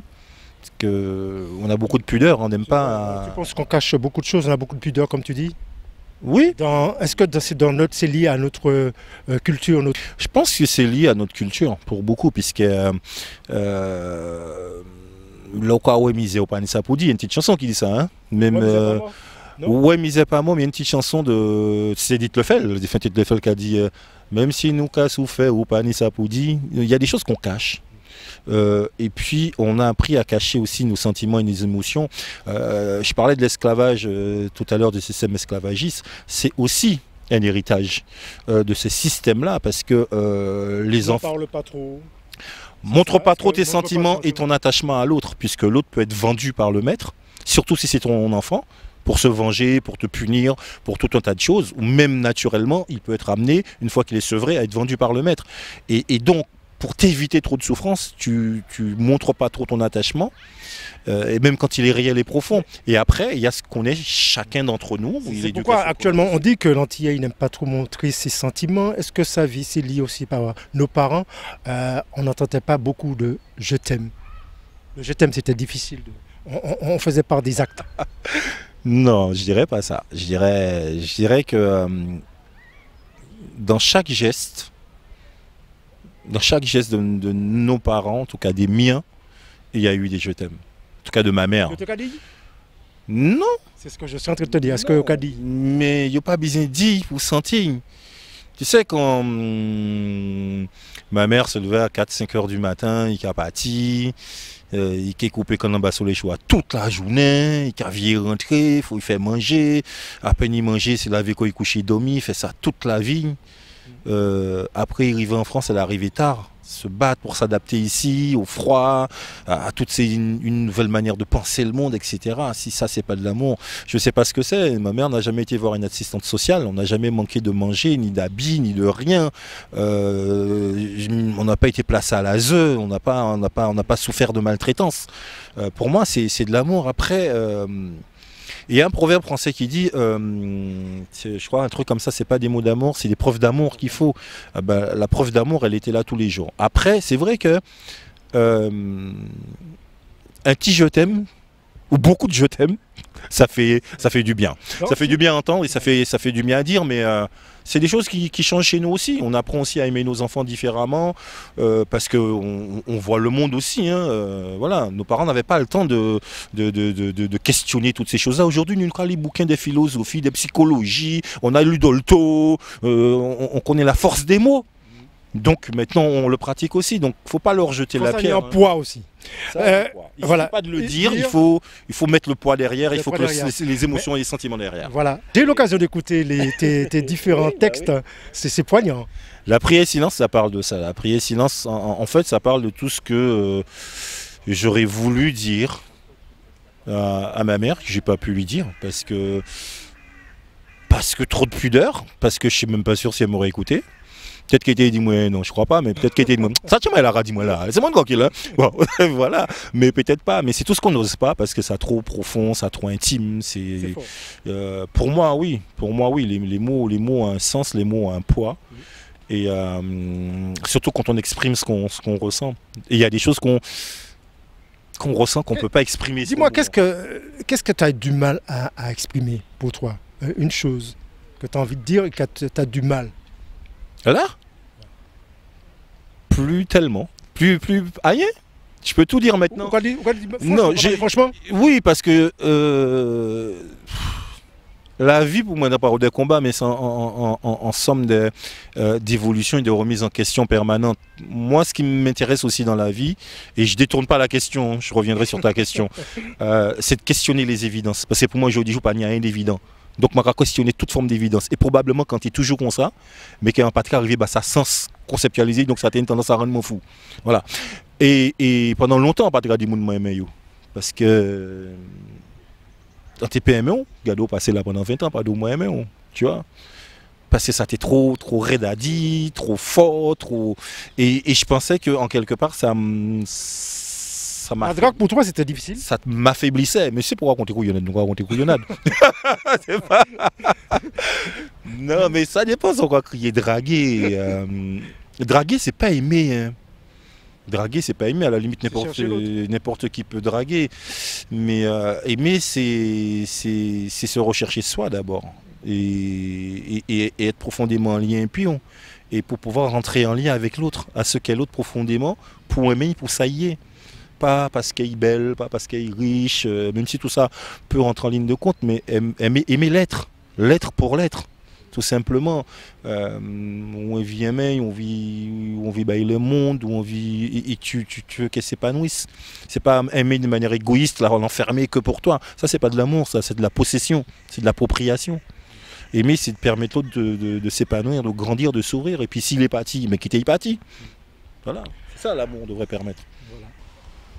Elle a fermé les yeux de son cœur, pas l'ombre d'un passage, même pour une misère de bonheur. Elle a fermé son cœur, trop de trahison, trop de blessures non refermées. On avait oublié combien elle était fragile, combien elle croyait aux princes charmants et aux princesses qui dorment au bois. Pourtant, elle se souvient de ce jour d'égarement où un passage se fit. Trop vite conquise, comme une place forte. Vite oubliée comme un bateau naufragé dans les eaux tumultueuses de la vie. Elle fut à la dérive.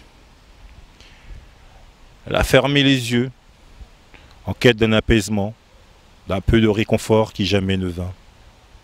Le temps fit son œuvre. La haine, la rancœur.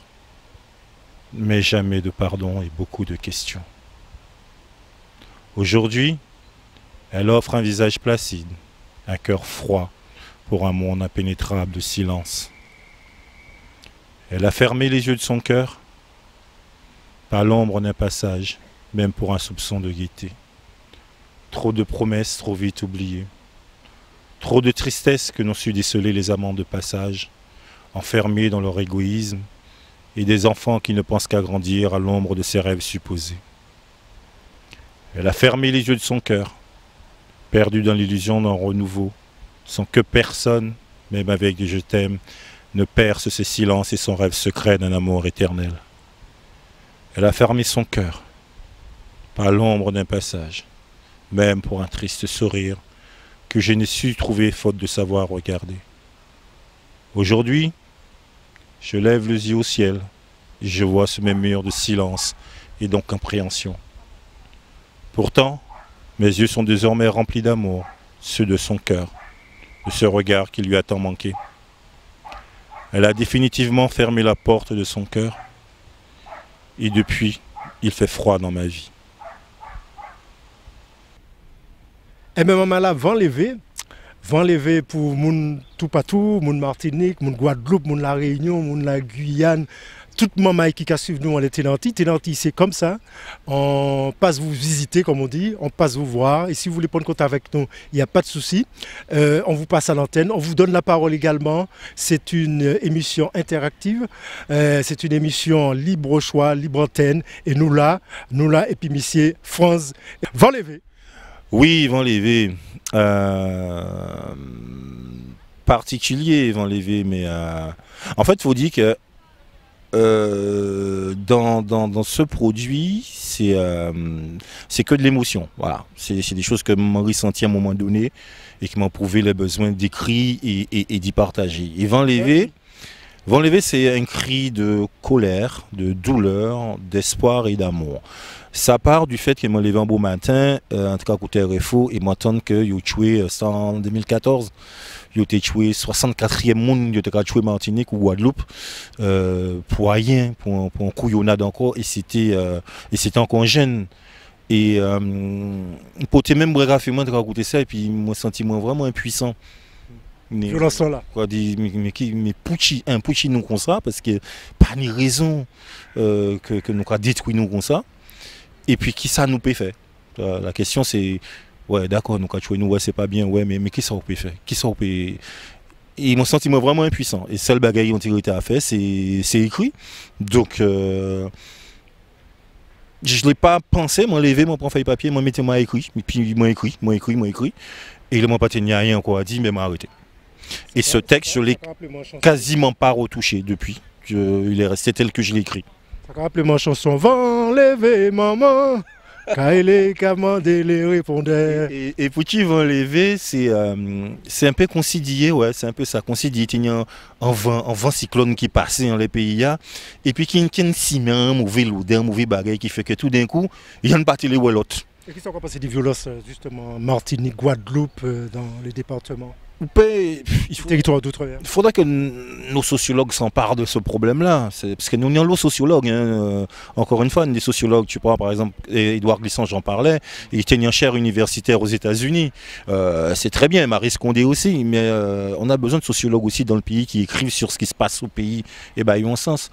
Moi, je pense que l'Antillais est né de la plus grande violence qui n'a jamais été faite à l'homme. La traite négrière, le système esclavagiste, c'est la plus grande violence qui n'a jamais été faite à aucun être humain. Donc, potentiel des violences là, nous n'ayons nous. Tout autant que nous ayons un potentiel d'amour extraordinaire en nous. Ouais, mais il ne faut pas nous faire entre nous non plus.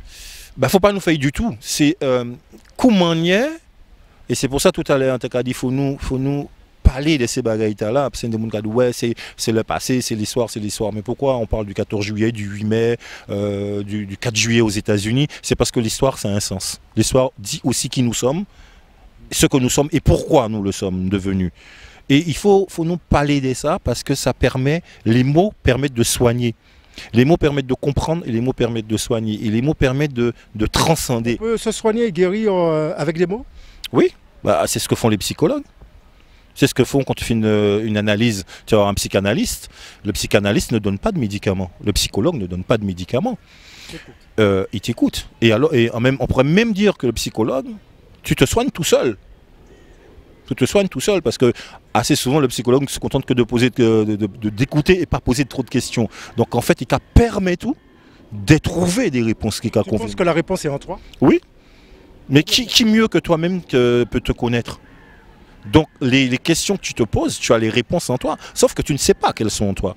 Tu ne les connais pas, et le travail du psychologue, comme ça peut être le mien à un degré moindre en tant qu'éduc, c'est de te permettre de te connaître. Pourquoi penser que chaque monde est en richesse? On a une richesse quand même, quel que soit là où on est. Tous, nous avons une énorme richesse en nous. Toute la question, c'est de savoir comment nous la faisons vivre. Comment nous rentrons en lien avec elle, comment nous la faisons vivre et comment nous la partageons. L'intérêt, c'est ça, mais toute personne est riche. On a tous quelque chose, pas forcément de Tennessee, hein, comme Johnny, mais oui, on a tous, pas qu'une seule chose, on a tous des choses en nous. Et nous avons vraiment de belles choses en nous. L'humain a ceci de particulier, qu'il a ce qu'il y a de plus terrible en lui, et ce qu'il y a de plus merveilleux en lui. Le tout, c'est de savoir sur quel bouton on va appuyer, avec quoi, qui va faire naître cette chose merveilleuse. Et qui va faire que le côté terrible, eh ben, on va puiser dedans, mais on va l'épurer. On va l'épurer, on va le purger pour que sorte le meilleur de l'homme. Et on revient avec force. Oui, beaucoup de force. Beaucoup de force et beaucoup d'envie. Beaucoup d'envie. Et derrière tout ça, c'est de l'amour. Quand l'homme aime et quand il est aimé, quand il se sent aimé, il peut se transcender. Est-ce qu'on peut ajouter dans Texo, par exemple, ça va venir mon conseil, parce que d'après le titre, hein, est-ce que va inventer pour nous bien, va inventer pour nous comprendre l'autre bagaille? Est-ce que va inventer, va enlever, mais est-ce qu'il est bien levé? Non, va mal levé, puisque c'est un vent malédiction en fait, qui l'éveille. Mais comme je le dis dans mon texte, Zekalneg solide. Donc, nous combattre vent, faut nous combattre vent et faut nous, tu verrais dans... Contre vents et marées, comme dirait l'autre. Contre vent et marée, nous combattre et nous planter belle bagaille en jardin nous. Voilà, nous faire un lignage et nous planter l'amour en jardin nous. Il faut nous, vent qui planter vieux zèbres là, faut nous racher, nous sécler ça, pour nous remettre l'amour, pour nous redécouvrir l'amour qui est en jardin créole nous. Et ce texte parle éminemment d'amour, mais c'est parler l'amour aussi d'une autre manière. Hein. Ces textes-là, c'est pas dit doudou, je t'aime ou pati, j'ai pleuré. Ouais, il y en a qui font ça très bien, moi je ne sais pas faire comme ça. Justement, en parlant de ça, j'aimerais te poser la question concernant nos musiciens, nos chanteurs qui chantent Doudou, Chéri, Cocotte. Est-ce que tu penses que ces textes-là, ça mérite d'être évolué un petit peu? Qui sera passé des musiques antillaises là? Oula, quoi piéger moi. À part médicaments. Moi j'aime le zouk. J'aime beaucoup le zouk. Je me souviens des premiers albums de Kassao. Je crois qu'il pourrait créer ça zouk. C'était intéressant, mais j'aime le zouk, mais le zouk créole, le zouk authentique, le zouk roots. J'aime beaucoup moins ce qui se fait à présent, qu'on appelle zouk love en français, etc. J'aime pas, je n'apprécie pas ça. Pour une simple et bonne raison, c'est que le zouk, c'est aussi une musique de combat. C'est aussi une musique de résistance. Et parce que, encore une fois, la langue c'est le véhicule de la culture. C'est le véhicule des idées de ce que nous sommes. Donc, si musique nous, ça qui a fait nous rêver, ça qui a fait nous danser, oui, créole la belle en plus. Il y a des gens qui n'aiment pas parler. Ah non, créole belle. Si ça, nous pas qu'arriver faillir en langue nous, ça veut dire qu'un jour, si tout le monde mettait à faire zouk love en français, un jour, probablement peut-être était créole, peut-être était rien encore. Et qui disparaît. Et c'est pour ça que moi j'aime zouk en créole, parce que la musique transporte, véhicule des émotions. C'est ça qui est fondamental, pour moi en tout cas. Je suis allé à l'opéra, là quand on effectivement, pas comprendre rien. Mais ce qui me plaît là-dedans, c'est les émotions que ça me procure. Ça me transporte dans un univers qui n'est pas le mien. Et moi, j'aime ça. J'écoute toutes sortes de musique. J'écoute tout, j'écoute du hard, j'écoute du rail, j'écoute toutes sortes de musique. Pas avec la même intensité, et je préfère ma musique, mais j'écoute toutes sortes de musique. Et c'est l'émotion que ça transmet qui est intéressant. Quand tu écoutes, parce que je vais prendre du Jackson, parce que l'homme aime Jackson ou pas, mais là, quand on écoute Jackson ou 50 Cent qui a chanté en anglais, 80% des gens ne comprennent pas ce que disent ces gens-là. Qu'est-ce qu'ils aiment? C'est la musique, c'est la mélodie, c'est l'émotion, c'est tout ça qui fait qu'à un moment donné, tu écoutes ça. Comment j'écoute Otis Redding ou James Brown, voilà, ou Johnny Lee Hooker, mais quand écoutez ça, ça qu'a transporté, au moins pas qu'à comprendre en patate. Ça te met en transe. Et c'est ça qui est intéressant. Et c'est pour ça que je pense qu'on n'a pas besoin de faire du zouk en français pour entrer dans, soi-disant, dans le national. Fais quelque chose qui te représente, qui te ressemble, qui parle de toi, qui parle de ce que tu es et qui fait rêver les tiens. Et après, quand l'autre l'entendra, si ça fait rêver les tiens, quand il l'entendra, ça le fera rêver aussi et ça lui donnera envie d'apprendre ta langue, de la découvrir, de découvrir ton univers. De dire, mais c'est quoi cette langue qui me chauffe le cœur comme ça? Quand il parle comme ça, quand il chante comme ça, moi ça me donne envie d'aller voir. Et c'est ça la musique pour moi. Et le belay, le goka, deux petits mots? Toute baille là-dedans. Toute barrée là-dedans. Le belay, goka, c'est le fondement de nos musiques. Belay, goka, quadrille, musique gomon, otaï, tout ça, c'est musique nous. Moi, j'écoute en ce moment plus de la musique traditionnelle. Donc Belay, Goka, Mazurka, les Begin de Léona Gabriel, de Stelio. Voilà, je suis à la recherche de ces vieux standards-là. J'écoute plus ça parce que je suis désolé de dire ça et j'en veux à personne, chacun fait ce qu'il veut. Hein. Mais la musique un peu moderne, ça me nourrit, moi. Une des belles découvertes de temps en temps. J'écoute du Victoro, du Monsieur Sadik. Je vais écouter toute bagaille. Hein. Moi, pas fait, mais j'écoute, mais j'aime pas tout. Voilà. Parole, maman qui a volé dans le ciel. Les oreilles, tu m'as bouché et puis la boue intense. Un homme, pas ni l'esprit papa, pas d'avoir eu qu'à jouer au pigre. Puis bois malédiction levée pour faire fruit à des espoirs. Pour nourrir ça qui pète foi. Ça on les fait. Assido à malédiction l'espoir n'égale. C'est mal papaye. Femme, entrailles qu'a brûlé pour chaque yèche qui a la terre manger koyo. Nom qui tend ou qui tend en tambour, douleur qui a roulé en belay, en les roses douleur en pays. Ça on les fait. Chien mari c'est pour lapider. Pas ni l'espoir pour ça qui pas qu'à quoi. Pas ni l'espoir pour ça qui pas qu'à nourrir l'amour en cheyo, pour l'amour puis nourrir. Fouilla des espoirs mou foisé, chez tout ça qui était bon. Nan nous vini plein bah nous-mêmes. Physique a fait si wawa en pays, mais il faut savoir que chez frère, c'est vous-même ou qu'à tuer. Faut savoir, même si la vie raide, ouais, misère, c'est pas mort. Nomme la terre, forme la terre. Si nous quittons vieux zèbres, prenons mes jodis en jardin créole, nous, qui ça qui hérite nous pour nous récolter demain. En grand vent malédiction soufflant les pays, ils portent fruit à la haine. Mais il faut qu'ils savent qu'ils aient calnec solide. Faut que ça tienne pour demain soleil l'espoir nourrir l'amour. Nous ces femmes, nous ces noms pays. En nous garder nous yeux dans yeux pour nous faire en seule force. Pour nous cercler jardin la vie nous, pour nous déchouquer pied bois la misère, pied bois malédiction. Faut que nous racher toute vieille zèbre pour l'amour périphérie, en tchèiche nous, en tchè toute maman pays. Non, faut savoir que ouais misère c'est pas mort. C'est force combat à compter. Faut qu'on homme planter ziyan mal espoir, puis faire un ciel lianage, puis d'achine à l'amour, pour la vie plus belle en jardin créole nous qui n'en font chez nous. Piper nourrir nan nous. Nom pays c'est gars des yeux ouverts. Qui bon. C'est reconnaître Ichou pour bailler l'amour qu'on ramaziam, puis peut bien grandir.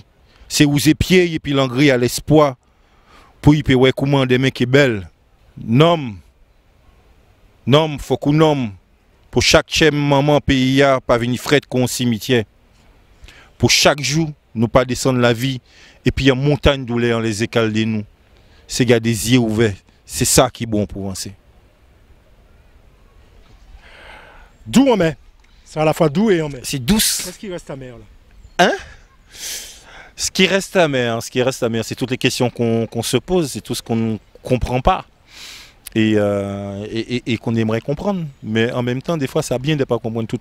Parce que ça veut dire qu'on a découvert. Voilà. Et puis, d'où c'est En fait, d'où s'en met, c'est les paradoxes. Et là encore, je parle de la femme. C'est les paradoxes de la femme que moi, que je n'arrive pas à comprendre. Pourtant, je viens d'une famille où il y a beaucoup de femmes. Hein. Donc c'est ça, d'où s'en met. Apprendre à connaître, à les connaître. Est-ce que chaque là différent? Parce que de toute femme, c'est sirop miel. Est-ce que tout sirop miel? Toute femme sirop miel, bah mon nom qui est meilleur. Et bah mon nom qui est meilleur. Ah, moi c'est plutôt comme ça, moi qui dis ça parce que moi quand femme passe là, il peut être belle mais pour moi il passe sirop miel. Oui, il faut nous dire là comme ça. Il peut être belle, hein, il peut être bien fait, tout roulé, un bel corps, machin, mais pour moi femme qui sirop miel là, c'est à qui bon moyen, c'est doux. C'est à qui dormir bon moyen, c'est à qui ça comment on a lever, comment on a coucher, qui m'a avoir dans des bagages que personne ne va ouais, bon peut-être que d'autres bagages que moi pas non plus mais est-ce qu'on peut placer maman là?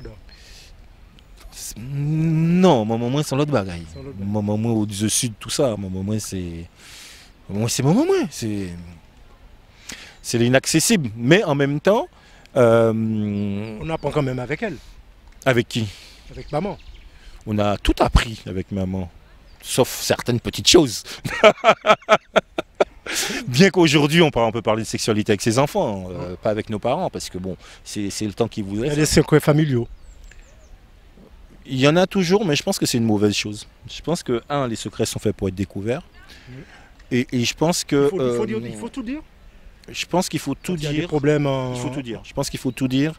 Pas n'importe quand, pas n'importe comment. Mais si tu parles de secrets de famille, moi je pense que les secrets de famille font plus de mal que ce qui est dit. Et le pire, c'est qu'ils sont amenés probablement à se reproduire, puisqu'ils ne sont pas parlés, ne sont pas dits, donc on n'est pas vigilant par rapport à ça. Tu vois, par exemple, s'il y a eu une inceste dans une famille et ça n'a pas été parlé, il est probable que d'une génération, c'est pas laquelle, à un moment donné, ça se reproduira. Et que probablement, si on en avait parlé, c'est ce qu'on disait tout à l'heure par rapport à l'histoire de l'esclavage, si ça avait été suffisamment étudié, suffisamment parlé, peut-être que certains génocides aujourd'hui, on les aurait évités. Peut-être que certains comportements racistes, on les aurait évités aussi. Donc moi, je ne suis pas pour les secrets de famille. Je pense qu'il faut dire les choses. Après, effectivement, on ne dit pas la même chose à un enfant qui a 3 ans qu'à un ado ou à un homme qui a 25 ans. Et on ne dit pas de la même manière. L'histoire revient dans ces cas-là? Oui, je crois que l'histoire revient. Et je pense qu'il n'y a rien de plus terrible qu'une histoire qui revient sans cesse, qui revient sans cesse. Elle ne revient pas toujours de la même manière, qui arrive en l'autre manière, en l'autre forme, par quelqu'un d'autre, mais elle revient. Et ça, en psycho, dans le social, ça s'appelle la reproduction sociale. On connaît ça. On connaît tous un peu la reproduction sociale. Ces gens qui sont dans un même circuit, où on retrouve la grand-mère qui était placée, la mère qui est placée, la petite fille qui est placée, et probablement l'arrière-petite-fille qui sera placée, ou l'arrière-petite-fille. Et il faut qu'il y ait quelqu'un, à un moment donné, une génération qui vient mettre un coup d'arrêt à ce truc-là, qui dit stop. Moi, je suis celui qui dit stop, et qui va construire quelque chose de différent. Tu es éducateur depuis quand? Oula, c'est presque 30 ans que je suis éducateur. Alors, qu'est-ce que tu penses de cette jeunesse? On a la jeunesse. L'anciennement et tout ça. On a la jeunesse que l'on mérite. On a la jeunesse que l'on mérite. On a toujours tendance à dire, et les jeunes le disent bien, hein, c'était mieux avant. Mais sans doute la génération d'avant nous aussi disait que c'était mieux avant. Donc non, on a la jeunesse qu'on mérite. Et puis cette jeunesse, elle est pas venue d'ailleurs. Elle vient de nous. C'est nous qui l'avons éduquée. C'est nous qui l'avons formée. Nous l'avons nourri. Donc s'il y a quelque chose qui ne va pas dans cette jeunesse-là, on doit aussi se remettre en question. Mais je trouve malgré tout, hein, c'est pas si évident, mais malgré tout, je trouve qu'elle n'est pas si mal cette jeunesse. Elle a plein de potentialités, encore une fois, elle a plein de bonnes choses en elle. Moi j'aime mon boulot, parce que j'aime cheminer avec un gamin, j'aime le prendre, cheminer avec lui, le voir grandir, le voir évoluer. Et je fais rien en fait. Qu'à quoi qu'un enfant l'eau bagaille baille. Mais tu fais un rapport copain? Non, moi je suis pas son copain. Moi je suis ni son copain ni son père. Moi je suis pas ton père, je suis pas ton copain. Et ton copain, tu peux lui dire ce que tu veux, tu me dis pas ce que tu veux. Et puis ton père, je suis pas ton père. Et parce que je peux pas être ton père, et parce que je ferai différemment que ton père. Je ferai pas mieux. En tant qu'éducateur, je ne fais pas mieux que les parents. Je fais différemment, justement parce que je ne suis pas les parents, je ne suis pas pris dans ce truc psycho-affectif qui fait que je ne suis pas là-dedans. Donc je peux prendre des chemins différents Et autour de moi, j'ai des collègues, j'ai des psychologues, j'ai tout un tas de personnes aussi qui peuvent m'aider à réfléchir. Ce que les parents n'ont pas. On ne se rend pas compte quand on est enfant. Je le dis dans la prière silence. C'est égoïste un enfant. Un enfant, ça pense qu'à grandir à l'ombre de ses parents et apprendre ce qu'il a à apprendre. Hein. Ça ne se soucie pas de savoir ce que peut penser sa mère, s'il a souffert, pas souffert. Puis il s'en fout, il veut une PlayStation, il veut une PlayStation. Ce que tu travailles de nuit ou pas, c'est pas son problème. Et c'est pas le problème des enfants d'ailleurs, c'est celui des adultes. Donc c'est ça un jeune. Et nous, on doit tenir notre rôle de parents. Alors des fois, c'est pas évident, mais qui a dit que c'était évident? Et puis, il faut qu'on se souvienne aussi de l'enfant qu'on a été. Si on ne l'a pas tué en chemin, hein, mais on ne le tue pas vraiment, on le bâillonne. On le bâillonne, on le ficelle, mais il n'est jamais mort. Si on creuse un peu, on retrouve un peu l'enfant qu'on est. Mais à la fois, c'est beau d'être jeune, et à la fois, c'est beau d'être parent, je pense. C'est une bonne chose.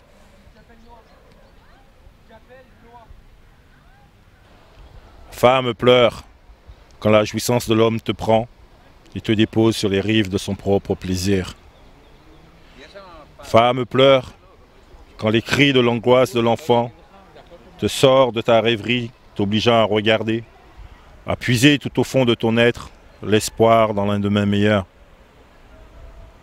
Femme pleure quand ta matrice se crispe lorsque la détonation du fusil se fait sentir, lorsque la bombe fauche aveuglément qui un père, un fils, un frère ou un mari. Femme pleure lorsqu'en ton sein, tu sens bouger la vie qui peu à peu prend naissance en toi. Femme pleure quand ta dernière heure est venue et que tes ultimes pensées se tournent vers cette illusion du bonheur, pourtant si dur à quitter. Femme pleure quand la déliquescence d'une société dont tu fuis le pilier, tantôt adulée, tantôt décriée. Ton fardeau ne fut-il pas trop lourd à porter entre les cris de l'enfant et les exigences de l'amant? Femme, comment t'es-tu construite? Eh bien, on était au parc Buttes-Chaumont dans le 19e arrondissement de Paris. On était avec FVM, France Vigée Murat. Ça a été un plaisir de converser, comme on a dit au pays, de parler avec toi sur notre antenne Télé Antilles. Bah, écoute, le plaisir était partagé. On passait une bonne petite après-midi. En tout cas, on espère que ça plaisote, ça vous a donné envie, mais c'était un petit échantillon de ce que je peux faire, de ce que je sais faire et de ce que j'ai envie de partager avec vous, parce que je pense que des fois on a envie de dire des choses, on n'a pas toujours l'opportunité ni l'occasion de le dire. Moi, je parlais un peu pour moi, mais aussi un peu pour tout le monde. Donc, on ouvre le dialogue. Pour les contacts, vous pouvez me joindre au 06 20 21 57 52 pour aussi acquérir ce nouveau produit. Hein. J'espère qu'il vous plaira. À mon avis, il y a matière à. Voilà, ça s'appelle FVM. Ce sont des univers de poésie, d'émotions pures. Et à partager largement. Je pense que ça va vous changer, ça peut s'écouter partout, tout le temps. Et voilà, n'hésitez pas aussi à me faire un retour si vous avez aimé, mais si vous n'avez pas aimé aussi, hein, dis-moi si vous n'avez pas aimé, dis-moi ça, si vous n'avez pas aimé.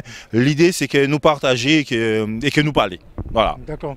C'était Alphonse Onoula, noté dans le 19e arrondissement de Paris. Nous avons des autres forces et puis courage, et je vous dis, qu'ils ont Martinique, qu'ils ont Guadeloupe, qu'ils ont La Réunion, qu'ils ont tout partout.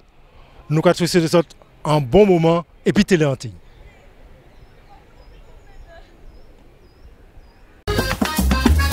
Oula.